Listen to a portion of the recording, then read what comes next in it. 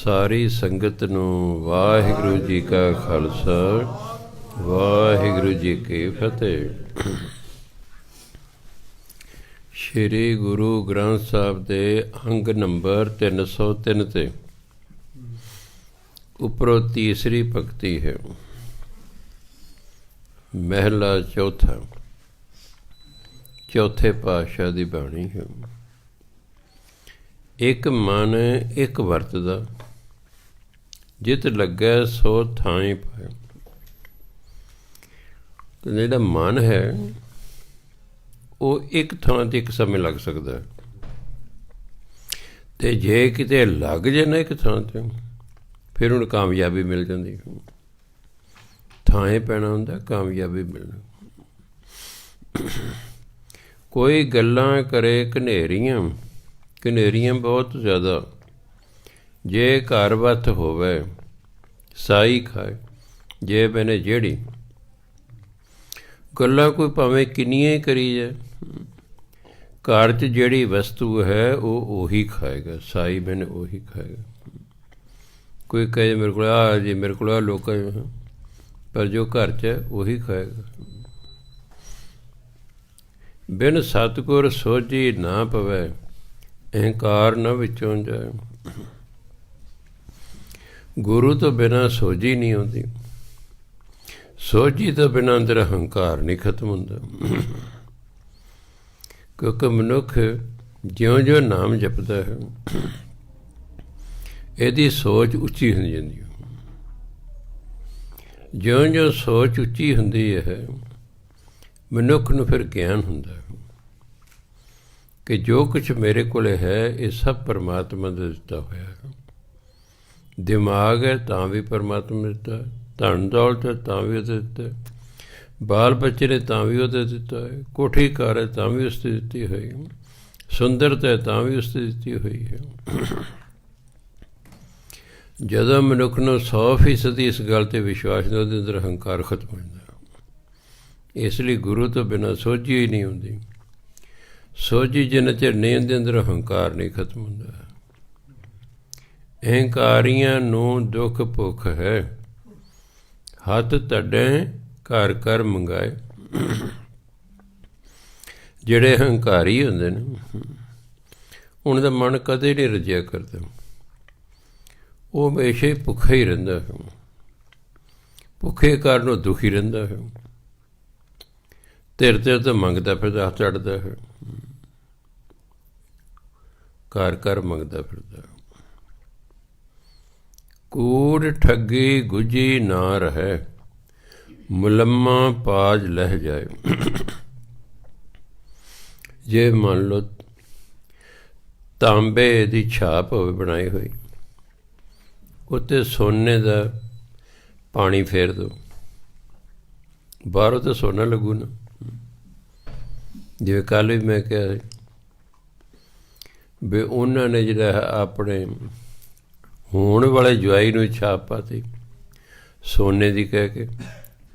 ਉਹ ਜਦੋਂ ਉਹਨਾਂ ਨੇ ਸਰਾਖ ਕੋਲ ਲੈ ਕੇ ਕਹਿੰਦਾ ਇਹ ਤਾਂ ਬਨੌਟੀ ਹੈ ਜੀ, ਉੱਤੇ ਸਿਰਫ ਜਿਹੜਾ ਪਾਲਿਸ਼ ਕੀਤੀ ਹੋਈ ਹੈ। ਇਸ ਲਈ ਜਿਹੜਾ ਮੁਲੰਮਾ ਹੈ, ਜੋ ਪਾਜ ਹੈ, ਇਹ ਲੈ ਜਾਂਦਾ ਹੈ ਅਤੇ ਪਤਾ ਲੱਗ ਜਾਵੇ ਇਹ ਤਾਂ ਕੂੜ ਹੈ, ਇਹ ਤਾਂ ਠੱਗੀ ਹੈ। ਕਹਿੰਦੇ ਗੁੱਝੀ ਨਹੀਂ ਰਹਿੰਦੀ। ਜਿਸ ਹੋਵੇ ਪੂਰਬ ਲਿਖਿਆ, ਤਿਸ ਸਤਿਗੁਰ ਮਿਲੈ ਪ੍ਰਭਾਏ। ਜਿਹਦੇ ਭਾਗਾਂ 'ਚ ਲਿਖਿਆ ਨਾ, ਪੂਰਬ ਲਿਖਿਆ ਭਾਗਾਂ 'ਚ ਲਿਖਿਆ, ਜਿਹਦੇ ਪਹਿਲਾਂ ਹੀ ਭਾਗਾਂ 'ਚ ਲਿਖਿਆ, ਉਹਨੂੰ ਗੁਰੂ ਅਤੇ ਪਰਮਾਤਮਾ ਕੇ ਮਿਲ ਪੈਂਦੇ ਨੇ। ਕਈ ਵਾਰ ਤਾਂ ਸਿੱਖ ਗੁਰੂ ਨੂੰ ਮਿਲਣ ਜਾਂਦਾ ਹੈ, ਕਈ ਵਾਰ ਮੈਂ ਦੇਖਿਆ ਗੁਰੂ ਆਪ ਸਿੱਖ ਨੂੰ ਮਿਲਣ ਹੁੰਦਾ ਹੈ। ਗੁਰੂ ਨਾਨਕ ਦੇਵ ਜੀ ਥਾਂ ਥਾਂ 'ਤੇ ਲੋਕਾਂ ਨੂੰ ਮਿਲਣ ਗਏ। ਇਸ ਲਈ ਕਹਿੰਦੇ ਫਿਰ ਜਿਹਦੇ ਭਾਗਾਂ 'ਚ ਲਿਖਿਆ, ਉਹਨੂੰ ਗੁਰੂ ਵੀ ਮਿਲ ਪੈਂਦਾ, ਉਹਨੂੰ ਪਰਮਾਤਮਾ ਵੀ ਮਿਲ ਪੈਂਦਾ। ਜਿਉਂ ਲੋਹਾ ਪਾਰਸ ਭੇਟੀਏ, ਮਿਲ ਸੰਗਤ ਸਵਰਨ ਹੋ ਜਾਏ। ਸਵਰਨ ਸੋਨੇ ਨੂੰ ਕਹਿੰਦੇ ਨੇ। ਪਾਰਸ ਇੱਕ ਮੰਨੀ ਹੋਈ ਧਾਤ ਹੈ ਕੋਈ ਨਹੀਂ, ਸਪੋਜ਼ ਕੀਤੀ ਹੋਈ ਹੈ। ਵੀ ਪਾਰਸ ਇੱਕ ਐਸੀ ਵਸਤੂ ਹੈ, ਜੇ ਲੋਹਾ ਉਹਨੂੰ ਛੋਹ ਦਿੱਤਾ ਜਾਵੇ ਤਾਂ ਲੋਹਾ ਸੋਨਾ ਹੋ ਜਾਂਦਾ। ਜਿਉਂ ਲੋਹਾ ਪਾਰਸ ਭੇਟੀ ਹੈ, ਜਿਵੇਂ ਲੋਹਾ ਪਾਰਸ ਦੇ ਨਾਲ ਜਦੋਂ ਮਿਲਦਾ ਹੈ, ਮੇਲ ਸੰਗਤ ਸਵਰਨ ਹੋ ਜਾਏ, ਉਹ ਪਾਰਸ ਦੀ ਸੰਗਤ ਕਰਕੇ ਸੋਨਾ ਹੋ ਜਾਂਦਾ ਹੈ। ਇਸੇ ਤਰ੍ਹਾਂ ਹੀ ਜਦੋਂ ਕੋਈ ਵਿਅਕਤੀ ਗੁਰੂ ਨੂੰ ਮਿਲਦਾ ਹੈ, ਗੁਰੂ ਨੂੰ ਮਿਲਦਾ ਹੈ, ਫਿਰ ਉਹਦੇ ਅੰਦਰੋਂ ਜਿਹੜੇ ਨੇ ਔਗਣ ਸਾਰੇ ਖਤਮ ਹੋ ਜਾਂਦੇ ਨੇ, ਉਹ ਗੁਣਵਾਨ ਹੋਣਾ ਸ਼ੁਰੂ ਹੋ ਜਾਂਦਾ ਹੈ। ਸਮਾਂ ਪਾ ਕੇ ਗੁਰੂ ਵਾਲੇ ਗੁਣ ਉਹਦੇ ਵਿੱਚ ਪ੍ਰਵੇਸ਼ ਕਰ ਜਾਂਦੇ ਹਨ। ਜਨ ਨਾਨਕੇ ਪ੍ਰਭ ਤੂੰ ਧਣੀ, ਜਿਉਂ ਭਾਵੈ ਤਿਵੇਂ ਚਲਾਏ। ਹੇ ਪਰਮਾਤਮਾ, ਤੂੰ ਸਭ ਦਾ ਮਾਲਕ ਹੈ। ਧਣੀ ਹੁੰਦਾ ਮਾਲਕ।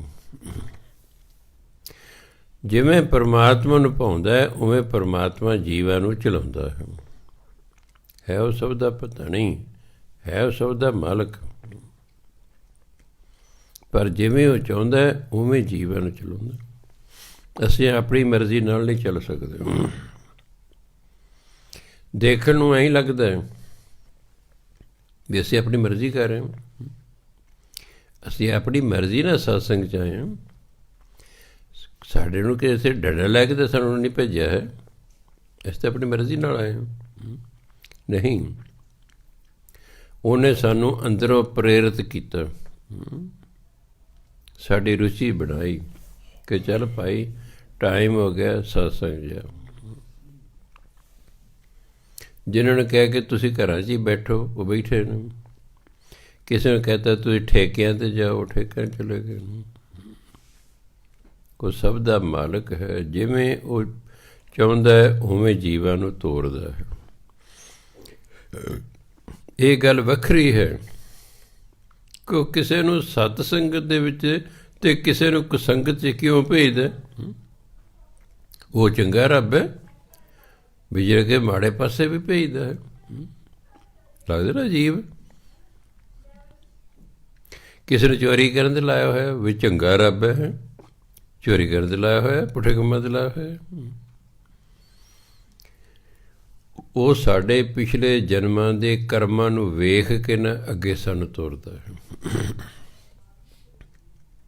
ਅਸੀਂ ਜੇ ਕੁਸੰਗਤ 'ਚ ਜਾ ਰਹੇ, ਯਾਦ ਰੱਖਣਾ ਅਸੀਂ ਪਿਛਲੇ ਜਨਮ 'ਚ ਕੁਸੰਗੀ ਸੀ। ਪਰ ਕਈ ਵਾਰੀ ਕੁਸੰਗੀਆਂ ਨੇ ਇੱਕ ਅੱਧਾ ਦਿਨ ਕਿਤੇ ਨਾ ਕਿਤੇ ਕਿਸੇ ਸਾਧੂ ਦੀ ਸਤ ਸੰਗਤ ਕੀਤੀ ਹੁੰਦੀ ਹੈ, ਭਾਵੇਂ ਉਹਦੀ ਗੱਲ ਨਹੀਂ ਮੰਨੀ ਹੁੰਦੀ।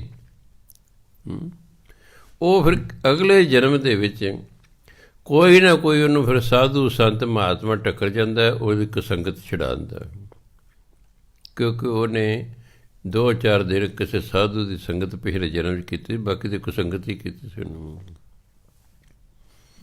ਸੋ ਸਾਡੇ ਮਗਰਲੇ ਕਰਮਾਂ ਨੂੰ ਵੇਖ ਕੇ ਪਰਮਾਤਮਾ ਇਸ ਜਨਮ 'ਚ ਸਾਨੂੰ ਅੱਡ ਅੱਡ ਕੰਮਾਂ 'ਤੇ ਲਾਉਂਦਾ ਹੈ। ਲਾਉਂਦਾ ਉਹੀ ਹੈ। ਹੁਕਮੇ ਅੰਦਰ ਸਭ ਕੋ, ਬਾਹਰ ਹੁਕਮ ਨਾ ਕੋਈ। ਸਾਰੇ ਉਹਦੇ ਹੁਕਮ 'ਚ ਨੇ, ਉਹਦੇ ਹੁਕਮ ਤੋਂ ਬਾਹਰ ਕੋਈ ਨਹੀਂ ਹੈ।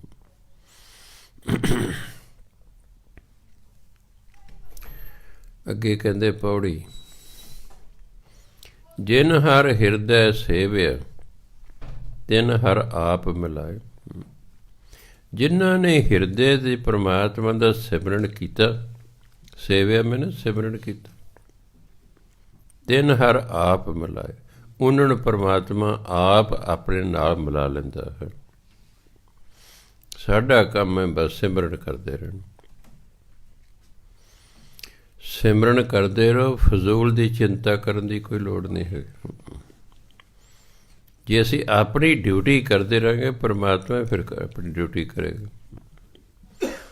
ਜਿਹਦਾ ਅਸੀਂ ਸਿਮਰਨ ਕਰ ਰਹੇ ਹੋਵਾਂਗੇ, ਉਹਨੂੰ ਵੀ ਸਾਡੀ ਚਿੰਤਾ ਹੋ ਜਾਏਗੀ। ਤਾਂ ਕਿ ਨਾਨਕ ਚਿੰਤਾ ਮਤ ਕਰੋ, ਚਿੰਤਾ ਤਿਸ ਹੀ ਹੈ। ਉਸ ਨੂੰ ਕਿਉਂ ਚਿੰਤਾ ਹੈ? ਅਸੀਂ ਉਹਦਾ ਸਿਮਰਨ ਕਰਦੇ ਹਾਂ, ਅਸੀਂ ਉਹਨੂੰ ਪਿਆਰ ਕਰਦੇ ਹਾਂ, ਉਹ ਸਾਨੂੰ ਪਿਆਰ ਕਰਦਾ ਹੈ, ਅਤੇ ਪਿਆਰੇ ਨੂੰ ਪਿਆਰੇ ਦੀ ਚਿੰਤਾ ਹੁੰਦੀ ਹੈ। ਇਸ ਕਰਕੇ ਉਹ ਸਹਿਜ ਸੁਭਾਏ ਸਾਡੇ ਕਾਰਜ ਸਵਾਰਦਾ ਰਹਿੰਦਾ ਹੈ। ਸੋ ਜਿਨ੍ਹਾਂ ਨੇ ਹਿਰਦੇ 'ਚ ਪਰਮਾਤਮਾ ਦਾ ਸਿਮਰਨ ਕੀਤਾ, ਉਹਨਾਂ ਨੂੰ ਪਰਮਾਤਮਾ ਨੇ ਆਪਣੇ ਨਾਲ ਮਿਲਾ ਲਿਆ। ਗੁਣ ਕੀ ਸਾਂਝ ਤਿਨ ਸਿਉ ਕਰੀ, ਸਭ ਅਵਗਣ ਸ਼ਬਦ ਜਲਾਏ। ਜਿਨ੍ਹਾਂ ਨੇ ਵੀ ਗੁਣਵਾਨਾਂ ਦੀ ਸਾਂਝ ਕੀਤੀ, ਗੁਣਾਂ ਦੀ ਸਾਂਝ ਕੀਤੀ, ਜਿਹੜੇ ਗੁਣਵਾਨ ਵਿਅਕਤੀ ਸਨ ਉਹਨਾਂ ਦੀ ਸੰਗਤ ਕੀਤੀ, ਫਿਰ ਕੀ ਹੋਇਆ? ਸਭ ਅਵਗਣ ਸ਼ਬਦ ਜਲਾਏ। ਉਹਨਾਂ ਨੇ ਪਰਮਾਤਮਾ ਦੇ ਨਾਮ ਦੇ ਨਾਲ ਆਪਣੇ ਸਾਰੇ ਅਵਗਣ ਸਾੜ ਲਏ। ਕਿਉਂ? ਗੁਣਾਂ ਦੀ ਸਾਂਝ ਕੀਤੀ, ਨਾਮ ਜਪਿਆ, ਫਿਰ ਕੁਸੰਗਤ ਛੱਡਤੀ, ਸਾਰੇ ਅਵਗੁਣ ਸਮਾ ਪਾ ਕੇ ਖਤਮ ਹੋ ਗਏ। ਔਗਣ ਵਿਕਨ ਪਲਰੀ, ਰਾਰਣ ਬਿਹਾਰੀ ਬਿੰਦੀ ਪਲਰੀ। ਪਲਰ ਪਰਾਲੀ ਨੂੰ ਕਹਿੰਦੇ। ਜਿਸ ਦੇਹ ਸੋ ਸੱਚੇ ਪਾਏ। ਹੇ ਪਰਮਾਤਮਾ, ਜਿਨ੍ਹਾਂ ਨੂੰ ਤੇ ਗੁਣਾਂ ਦੀ ਸਾਂਝ ਬਖਸ਼ਦੇ ਨਾ, ਉਹ ਔਗਣਾਂ ਨੂੰ ਪਰਾਲੀ ਸਮਝ ਕੇ ਛੱਡ ਦਿੰਦੇ ਨੇ। ਉਹਨਾਂ ਦੀ ਨਜ਼ਰਾਂ 'ਚ ਔਗਣਾਂ ਦੀ ਕੋਈ ਕੀਮਤ ਨਹੀਂ ਰਹਿੰਦੀ। ਗੁਣਾਂ ਦੀ ਕੀਮਤ ਉਹਨਾਂ ਦੇ ਅੰਦਰ ਹੋ ਜਾਂਦੀ, ਇਸ ਲਈ ਔਗਣਾਂ ਨੂੰ ਉਹ ਤਿਆਗ ਦਿੰਦੇ। ਐਸੇ ਜੇ ਪਰਾਲੀ ਦੇ ਭਾਅ ਵੇਚਦੇ। ਹਾਂ, ਕਈ ਵਾਰੀ ਜਿਹੜਾ ਨਾ ਜੀ ਸੰਬੰਧਕ ਬਣਾਉਣ ਲਈ ਵੀ ਬਿੰਦੀ ਲਾਉਣੀ ਪੈਂਦੀ। ਪੱਲਰੀ ਨਿਰੀ ਪਰਾਲੀ ਹੋ ਜਾਏਗੀ। ਜਿਵੇਂ ਆਪਾਂ ਕਹਿੰਦੇ ਇਹਦੇ ਬਦਲੇ ਜੀ, ਉਹਦੇ ਬਦਲੇ ਇਸ ਕਰਕੇ ਖਿਲਾਉਣ। ਸੋ ਇਹ ਗੁਣਾਂ ਦੀ ਸਾਂਝ ਪਰਮਾਤਮਾ ਉਹਨੂੰ ਦਿੰਦਾ ਹੈ, ਜਿਹਨੂੰ ਦਿੰਦਾ ਸੋ ਸੱਚੇ ਪਾਏ, ਉਹਨੂੰ ਹੀ ਸਾਂਝ ਪ੍ਰਾਪਤ ਹੁੰਦੀ ਹੈ। ਬਲਿਹਾਰੀ ਗੁਰ ਆਪਣੇ, ਜਿਨ ਔਗਣ ਮੇਟ ਗੁਣ ਪ੍ਰਗਟਿਆਏ। ਮੈਂ ਆਪਣੇ ਗੁਰੂ ਤੋਂ ਬਲਿਹਾਰ ਜਾਂਦਾ, ਜਿਸ ਨੇ ਮੇਰੇ ਅੰਦਰੋਂ ਔਗਣ ਖਤਮ ਕਰਕੇ ਅੰਦਰ ਗੁਣ ਪ੍ਰਗਟ ਕਰਦੇ।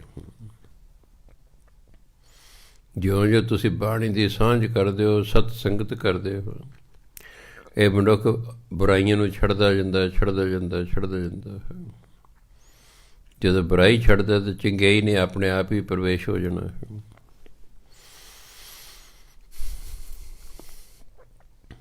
ਇੱਕ ਚੀਜ਼ ਨੂੰ ਛਡਾਉਣ ਲਈ ਸਾਨੂੰ ਉਹਦੇ ਬਦਲੇ ਕੋਈ ਦੂਜੀ ਚੀਜ਼ ਦੇਣੀ ਪੈਂਦੀ ਹੈ। ਉਹ ਤਾਂ ਪਹਿਲੀ ਨਹੀਂ ਛੱਡੇਗਾ। ਜੇ ਦੂਜੀ ਨੂੰ ਚੰਗੀ ਸਮਝਣ ਲੱਗ ਜਾਵੇਗਾ, ਉਹ ਫਿਰ ਪਹਿਲੀ ਨੂੰ ਛੱਡ ਦੇਗਾ। ਨਿਰਾ ਇਹ ਕਹਿਣ ਨਾਲ ਤੂੰ ਕੁਸੰਗਤ ਨਾ ਕਰ, ਨਹੀਂ ਛੱਡੇਗਾ। ਉਹਨੂੰ ਪ੍ਰੇਰ ਕੇ ਸਤ ਸੰਗਤ 'ਚ ਲਿਆਓ। ਉਹ ਕਹੇ ਨਹੀਂ ਮੈਂ ਤਾਂ ਯਾਰ ਪੀਣਾ ਗੁਰਦੁਆਰੇ। ਉਹ ਕਹੇ ਤੂੰ ਨਹੀਂ, ਤੂੰ ਪੀ ਕੇ ਗੁਰਦੁਆਰੇ ਨਾ ਜੇ, ਤੂੰ ਤਾਂ ਰਾਤ ਨੂੰ ਪੀਣਾ, ਤੂੰ ਕਿਹੜਾ ਹੁਣ ਪੀਤੀ ਹੈ, ਚੱਲ ਤੂੰ ਸਾਡੇ ਨਾਲ। ਸੋ ਜੇ ਉਹਨੂੰ ਕਹਾਂ ਹਾਂ ਤੂੰ ਪਹਿਲਾਂ ਛੱਡ ਫਿਰ ਗੁਰਦੁਆਰੇ ਜੇ, ਫਿਰ ਇਸ ਤਰ੍ਹਾਂ ਕੋਈ ਵੀ ਨਹੀਂ ਆਵੇਗਾ। ਗੁਰੂ ਮਹਾਰਾਜ ਭੈੜੇ ਤੋਂ ਭੈੜੇ ਬੰਦਿਆਂ ਨੂੰ ਵੀ ਮਿਲਣ ਗਏ। ਉਹ ਗਏ ਤਾਂ ਉਹਨਾਂ ਬੁਰਾਈ ਛੱਡੀ, ਜੋ ਜਾਂਦੇ ਹੀ ਨਾ। ਅਸੀਂ ਨਹੀਂ ਸ਼ਰਾਬੀ ਇੱਕ ਵਾਰ ਵੀ ਨਾ ਵਰਤਦੇ, ਅਸੀਂ ਨਹੀਂ ਫਲਾਣਾ ਇਹ ਕਰਦੇ, ਫਿਰ ਕਿਵੇਂ ਛੱਡਣੀ ਸੀ ਉਹਨਾਂ ਨੇ? ਉਹ ਗਏ ਉਹਨਾਂ ਕੋਲ। ਇਸ ਲਈ ਜਦੋਂ ਸਤਸੰਗ 'ਚ ਬੰਦਾ ਆਉਣਾ ਸ਼ੁਰੂ ਕਰਦਾ, ਫਿਰ ਕੁਸੰਗਤ ਆਪਣੇ ਆਪ ਹੀ ਛੁੱਟ ਜਾਂਦੀ ਹੈ। ਤਾਂ ਮੈਂ ਤੁਹਾਨੂੰ ਕਹਿਣਾ ਵੀ ਆਪਣੇ ਬੱਚਿਆਂ ਨੂੰ ਸਤਸੰਗ 'ਚ ਲਿਆ ਕਰੋ, ਨਹੀਂ ਫਿਰ ਜਦੋਂ ਵੱਡੇ ਹੋ ਤੁਸੀਂ ਪਛਤਾਓਗੇ। ਉਹਨੂੰ ਫਿਰ ਤੁਹਾਡੀ ਗੱਲ ਕੋਈ ਨਹੀਂ ਮੰਨਣੀ ਹੈਗੀ। ਉਹਨਾਂ ਨੇ ਝਾਕਾ ਆਉਣਾ, ਉਹਨਾਂ ਨੂੰ ਸੰਗ ਲੱਗਣੀ, ਉਹਨਾਂ ਵੱਡੇ ਹੋ ਕੇ ਆਉਣਾ ਹੀ ਨਹੀਂ ਹੈਗਾ। ਕਹੀ ਜਾ ਤੁਸੀਂ ਨਹੀਂ ਹੋਣਗੇ। ਹਰ ਚੀਜ਼ ਦਾ ਸਮਾਂ ਹੁੰਦਾ ਹੈ। ਜੇ ਤਾਂ ਨਹੀਂ ਆਉਂਦਾ ਮੈਨੂੰ ਦੱਸ ਦਿਓ, ਮੈਂ ਸਿੱਧੇ ਉਹਨੂੰ ਟੈਲੀਫੋਨ ਕਰ ਦਾਂਗਾ, ਕਾਕਾ ਕੱਲ੍ਹ ਨੂੰ ਤੂੰ 9 ਵਜੇ ਤੋਂ ਲੈ ਕੇ 10 ਵਜੇ ਤੱਕ ਸਤਸੰਗ ਭਵਨ ਆਉਣਾ ਭਾਈ, ਮੈਨੂੰ ਆ ਕੇ ਮਿਲ ਲੈ। ਚੱਲ ਕੇ ਬਾਬਾ ਜੀ ਸੁਨੇਹਾ ਚਲੋ ਚੱਲਦੇ। ਬਸ ਫਿਰ ਮੈਨੂੰ ਕਹਿੰਦੇ ਭਾਈ ਤੂੰ ਹਰ ਐਤਵਾਰ ਆਇਆ ਕਰ, ਹੌਲੀ ਹੌਲੀ ਤੇਰੀ ਜਾਣਕਾਰੀ ਹੋ ਜਾਏਗੀ, ਤੇਰੇ ਦੋਸਤ ਮਿੱਤਰ ਹੋ ਜਾਣਗੇ, ਇੱਥੇ ਤੂੰ ਸੇਵਾ ਕਰੀ, ਤੇਰਾ ਮਨ ਲੱਗੇਗਾ। ਲਿਆਉਣਾ ਤਾਂ ਹੈ ਹੀ ਉਸ ਨੂੰ, ਉਹ ਜਿਹਦੀ ਅੱਖ ਲੱਗਦਾ ਉਹਦੇ ਸਹੀ। ਜੋ ਮੈਂ ਸਪੈਸ਼ਲ ਤੌਰ 'ਤੇ ਕਿ ਵੀ ਕਾਕਾ ਤੂੰ ਕੱਲ੍ਹ ਨੂੰ ਜ਼ਰੂਰ ਆਉਣਾ, ਬਸ ਤੇਰਾ ਕੋਈ ਬਹਾਨਾ ਨਹੀਂ ਸੁਣਿਆ ਜਾਏਗਾ। ਮੈਂ ਤੈਨੂੰ ਕੱਲ੍ਹ ਨੂੰ ਬਹੁਤ ਜ਼ਰੂਰੀ ਕੰਮ ਮਿਲਣਾ, ਤੂੰ 9 ਵਜੇ ਤੋਂ ਲੈ ਕੇ 10 ਵਜੇ ਤੱਕ ਆਈ, ਉੱਥੇ ਕੀਰਤਨ ਸੁਣੀ, ਫਿਰ ਬਾਅਦ 'ਚ ਮੈਨੂੰ ਮਿਲੇ। ਫਿਰ ਮੈਂ ਕਿਹਾ ਭਾਈ ਆਇਆ ਕਰ, ਉਹਦੀ ਵੇਲ ਵੋਲ ਕੋਈ ਨਹੀਂ, ਤੂੰ ਆਇਆ ਕਰ, 6 ਦਿਨ ਤੋਂ ਆਪਣਾ ਕੰਮ ਕਰੀ ਜਾ, ਇੱਕ ਦਿਨ ਆ ਜਾ ਕਰ ਘੰਟੇ ਲਈ। ਲਾਲਚ ਤਾਂ ਦੇਣਾ ਹੀ ਪੈਂਦਾ ਕੋਈ ਨਾ ਕੋਈ। ਜੇ ਪੈਸੇ ਦੇ ਕੇ ਵੀ ਆਉਣ ਲੱਗ ਜਾਏ ਕੋਈ ਤਾਂ ਵੀ ਭਲਾ ਹੈ। ਆਪਣੇ ਐਕਸੀਅਨ ਸਾਹਿਬ ਨੇ, ਇਕਬਾਲ ਸਿੰਘ ਜੀ, ਉਹਨੇ ਕਥਾ ਸੁਣੀ, ਬਾਬਾ ਜੀ ਕਹਿੰਦੇ ਪੈਸੇ ਦੇ ਕੇ ਵੀ ਆਪਣੇ ਵਿੱਚ ਤੋਂ ਕੰਮ ਕਰਾ ਲਓ। ਬਗਾਨੇ ਵੀ ਤਾਂ ਪੈਸੇ ਦੇ ਕੇ ਕੰਮ ਕਰਾਉਣੇ, ਆਪਣੇ ਬੱਚੇ ਪੈਸੇ ਦੇ ਕੰਮ ਕਰਾਉਣੇ। ਕਹਿੰਦੇ ਮੈਂ ਉਹਨੂੰ ਕਿਹਾ ਮੈਂ ਤੈਨੂੰ 10,000 ਰੁਪਇਆ ਮਹੀਨਾ ਦਿਆ ਕਰਾਂਗਾ, ਤੂੰ ਸੰਥਿਆ ਲੈ ਲਾ। ਹੁਣ ਲੱਗ ਗਿਆ। ਇਹਨਾਂ ਲਈ ਹੋਈ ਹੈ, ਹੁਣ ਉਹ 10,000 ਦੇ ਲਾਲਚ 'ਚ ਆਉਣ ਲੱਗਿਆ, ਸੰਥਿਆ ਪੂਰੀ ਕਰ ਗਿਆ। ਕਿ ਤੁਹਾਡਾ ਜਾਦੂ ਚੱਲ ਗਿਆ। ਮੈਂ ਤੂੰ ਤਾਂ ਅਮੀਰ ਸੀ, ਚਲੋ ਠੀਕ ਹੈ 10,000 ਦਿੱਤਾ ਕਿ ਤੂੰ ਦੋਨੋਂ ਮੀਆਂ ਬੀਵੀ ਕਮਾਉਂਦੇ ਲੱਖਾਂ ਰੁਪਈਆ, ਕਿ ਫਿਰ ਵੀ ਤਾਂ ਇਹਨਾਂ ਕੋਲ ਹੀ ਜਾਣਾ। ਸੰਥਿਆ ਪੂਰੀ ਕਰ ਗਿਆ, ਨਹੀਂ ਤਾਂ ਕਹਿੰਦਾ, ਨਹੀਂ ਤਾਂ ਆਨਾਕਾਨੀ ਕਰਦਾ ਕਿ ਮੈਂ ਕਿ ਇਸ 'ਤੇ ਤਜਰਬਾ ਕਰਕੇ ਵੇਖੋ। ਨਾਲੇ ਫਿਰ ਬੱਚਾ ਖਰਚੀਲਾ ਨਹੀਂ ਹੁੰਦਾ। ਮੈਂ ਦੇਖਿਆ, ਕਹਿੰਦਾ ਬੱਚੇ ਤੁਸੀਂ 100 ਰੁਪਏ ਦਾ ਨੋਟ ਦੇ ਦਿਓ, ਉਹ ਛੇਤੀ ਛੇਤੀ ਚੜਾਏਗਾ ਨਹੀਂ, ਵੀ ਜੇ ਮੈਂ ਚੜਾ ਲਿਆ ਫਿਰ ਮੁੱਕ ਜਾਣਾ। ਹਾਂ, ਉਹ ਛੇਤੀ, ਜੇ ਉਹਨੂੰ ਟੁੱਟੇ ਪੈਸੇ ਦਿਓਗੇ ਫਿਰ ਖਰਚ ਖੁਰਚ ਆਏਗਾ ਜਾ ਕੇ ਬਾਹਰ। ਸੋ ਚੰਗੇ ਪਾਸੇ ਲਾਉਣ ਲਈ ਪਹਿਲਾਂ ਲਾਲਚ ਦੇਣਾ ਪੈਂਦਾ। ਮੈਂ ਦੇਖਿਆ ਭੈੜੇ ਪਾਸੇ ਲਾਉਣ ਲਈ ਵੀ ਉਹ ਲੋਕ ਲਾਲਚ ਦਿੰਦੇ ਨੇ। ਕਿਸੇ ਨੂੰ ਅਮਲੀ ਬਣਾਉਣਾ ਨਾ, ਅਮਲੀ ਆਪਣੇ ਕੋਲੋਂ ਦਿੰਦੇ ਨੇ। ਪਹਿਲਾਂ ਕਿੰਨੇ ਦਿਨ ਆਪਣੇ ਕੋਲ ਅਮਲ ਦਿੰਦੇ ਰਹਿੰਦੇ ਨੇ। ਜੋ ਦੇਖਿਆ ਵੀ ਹੁਣ ਇਹ ਅਮਲੀ ਹੋ ਗਿਆ ਹੈ, ਇਹ ਅਮਲ ਤੋਂ ਬਿਨਾਂ ਨਹੀਂ ਰਹਿ ਸਕਦਾ, ਫਿਰ ਕਹਿੰਦੇ ਹੁਣ ਤੋਂ ਵੀ ਆਪੇ ਹੀ ਖਰੀਦ ਕੇ ਲਿਆ ਕਰ, ਆਪਣੇ ਚਾਹੇ ਭਾਂਡੇ ਵੇਚ ਚਾਹੇ ਜੋ ਮਰਜ਼ੀ ਵੇਚ। ਭੈੜੇ ਪਾਸੇ ਵੀ ਲਾਲਚ ਨਾਲ ਹੀ ਲਾਇਆ ਜਾਂਦਾ ਹੈ। ਅਤੇ ਜੇ ਚੰਗੇ ਪਾਸੇ ਅਸੀਂ ਲਾਲਚ ਦੇਦਾ ਕਿ ਹੌਲੀ ਹੌਲੀ ਬੰਦਾ ਬਾਣੀ ਨਾਲ ਜੁੜ ਜਾਏਗਾ, ਉਹਦਾ ਵੀ ਭਲਾ, ਤੁਹਾਡਾ ਵੀ ਭਲਾ। ਸੋ ਗੁਰੂ ਮਹਾਰਾਜ ਕਹਿੰਦੇ ਵੱਡੀ ਵਡਿਆਈ ਵੱਡੇ ਕੀ, ਗੁਰਮੁਖ ਅਲਾਏ। ਅਲਾਏ ਹੁੰਦਾ ਬੋਲਣਾ। ਕੋਈ ਬੋਲੇ ਰਾਮ ਰਾਮ, ਕੋਈ ਖੁਦਾਏ, ਕੋਈ ਸੇਵੈ ਗੁਸਾਈਆਂ, ਕੋਈ ਅਲਾਏ। ਵੱਡੀ ਵਡਿਆਈ ਵੱਡੇ ਕੀ, ਗੁਰਮੁਖ ਅਲਾਏ। ਜਿਹੜੇ ਗੁਰਮੁਖ ਹੁੰਦੇ ਨੇ ਉਹ ਪਰਮਾਤਮਾ ਦੀ ਵਡਿਆਈ ਹੈ ਵੱਡੀ। ਬਹੁਤ ਮਹਾਨਤਾ ਪਰਮਾਤਮਾ ਦੀ। ਪਰਮਾਤਮਾ ਦੀ ਬਹੁਤ ਸਿਫਤ ਸਲਾਹ ਹੈ। ਜਿਹੜਾ ਗੁਰਮੁਖ ਹੁੰਦਾ ਹੈ ਫਿਰ ਉਹਦੀ ਸਿਫਤ ਸਲਾਹ ਬੋਲ ਬੋਲ ਕੇ ਕਰੀ ਜਾਂਦਾ ਹੈ। ਵਾਹਿਗੁਰੂ ਵਾਹਿਗੁਰੂ ਵਾਹਿਗੁਰੂ ਕਰੀ ਗਿਆ। ਸ਼ਲੋਕ ਮਹਿਲਾ ਚੌਥਾ। ਸਤਿਗੁਰ 'ਚ ਵੱਡੀ ਵਡਿਆਈ, ਜੋ ਅਣਦਿਨ ਹਰ ਹਰ ਨਾਮ ਧਿਆਵੇ। ਕਹਿੰਦੇ ਗੁਰੂ 'ਚ ਸਭ ਤੋਂ ਵੱਡੀ ਗੱਲ ਕਿਹੜੀ ਹੈ ਕਿ ਉਹ ਦਿਨ ਰਾਤ ਹਰੀ ਦਾ ਨਾਮ ਜਪਦਾ ਹੈ। ਇਹ ਸਭ ਤੋਂ ਵੱਡੀ ਗੱਲ ਹੈ। ਬਾਕੀ ਤਾਂ ਕੰਮ ਕਰਦੇ ਹੀ ਕਰਦੇ ਨੇ, ਪਰ ਸਭ ਤੋਂ ਵੱਡੀ ਗੱਲ ਕੀ ਉਹਨਾਂ ਦੀ ਕਿ ਉਹ ਦਿਨ ਰਾਤ ਨਾਮ ਜਪਦੇ ਰਹਿੰਦੇ ਆ। ਹਰ ਹਰ ਨਾਮ ਰਮਤ ਸੁਚ ਸੰਜਮ, ਹਰ ਨਾਮੇ ਹੀ ਤ੍ਰਿਪਤ ਆਵੈ। ਹਰੀ ਦਾ ਨਾਮ ਹੀ ਉਹਨਾਂ ਲਈ ਸੁਚ ਹੈ, ਸੁਚਤਾ ਹੈ। ਹਰੀ ਦਾ ਨਾਮ ਹੀ ਉਹਨਾਂ ਲਈ ਸੰਜਮ ਹੈ, ਇੰਦਰੀਆਂ 'ਤੇ ਕੰਟਰੋਲ ਹੈ।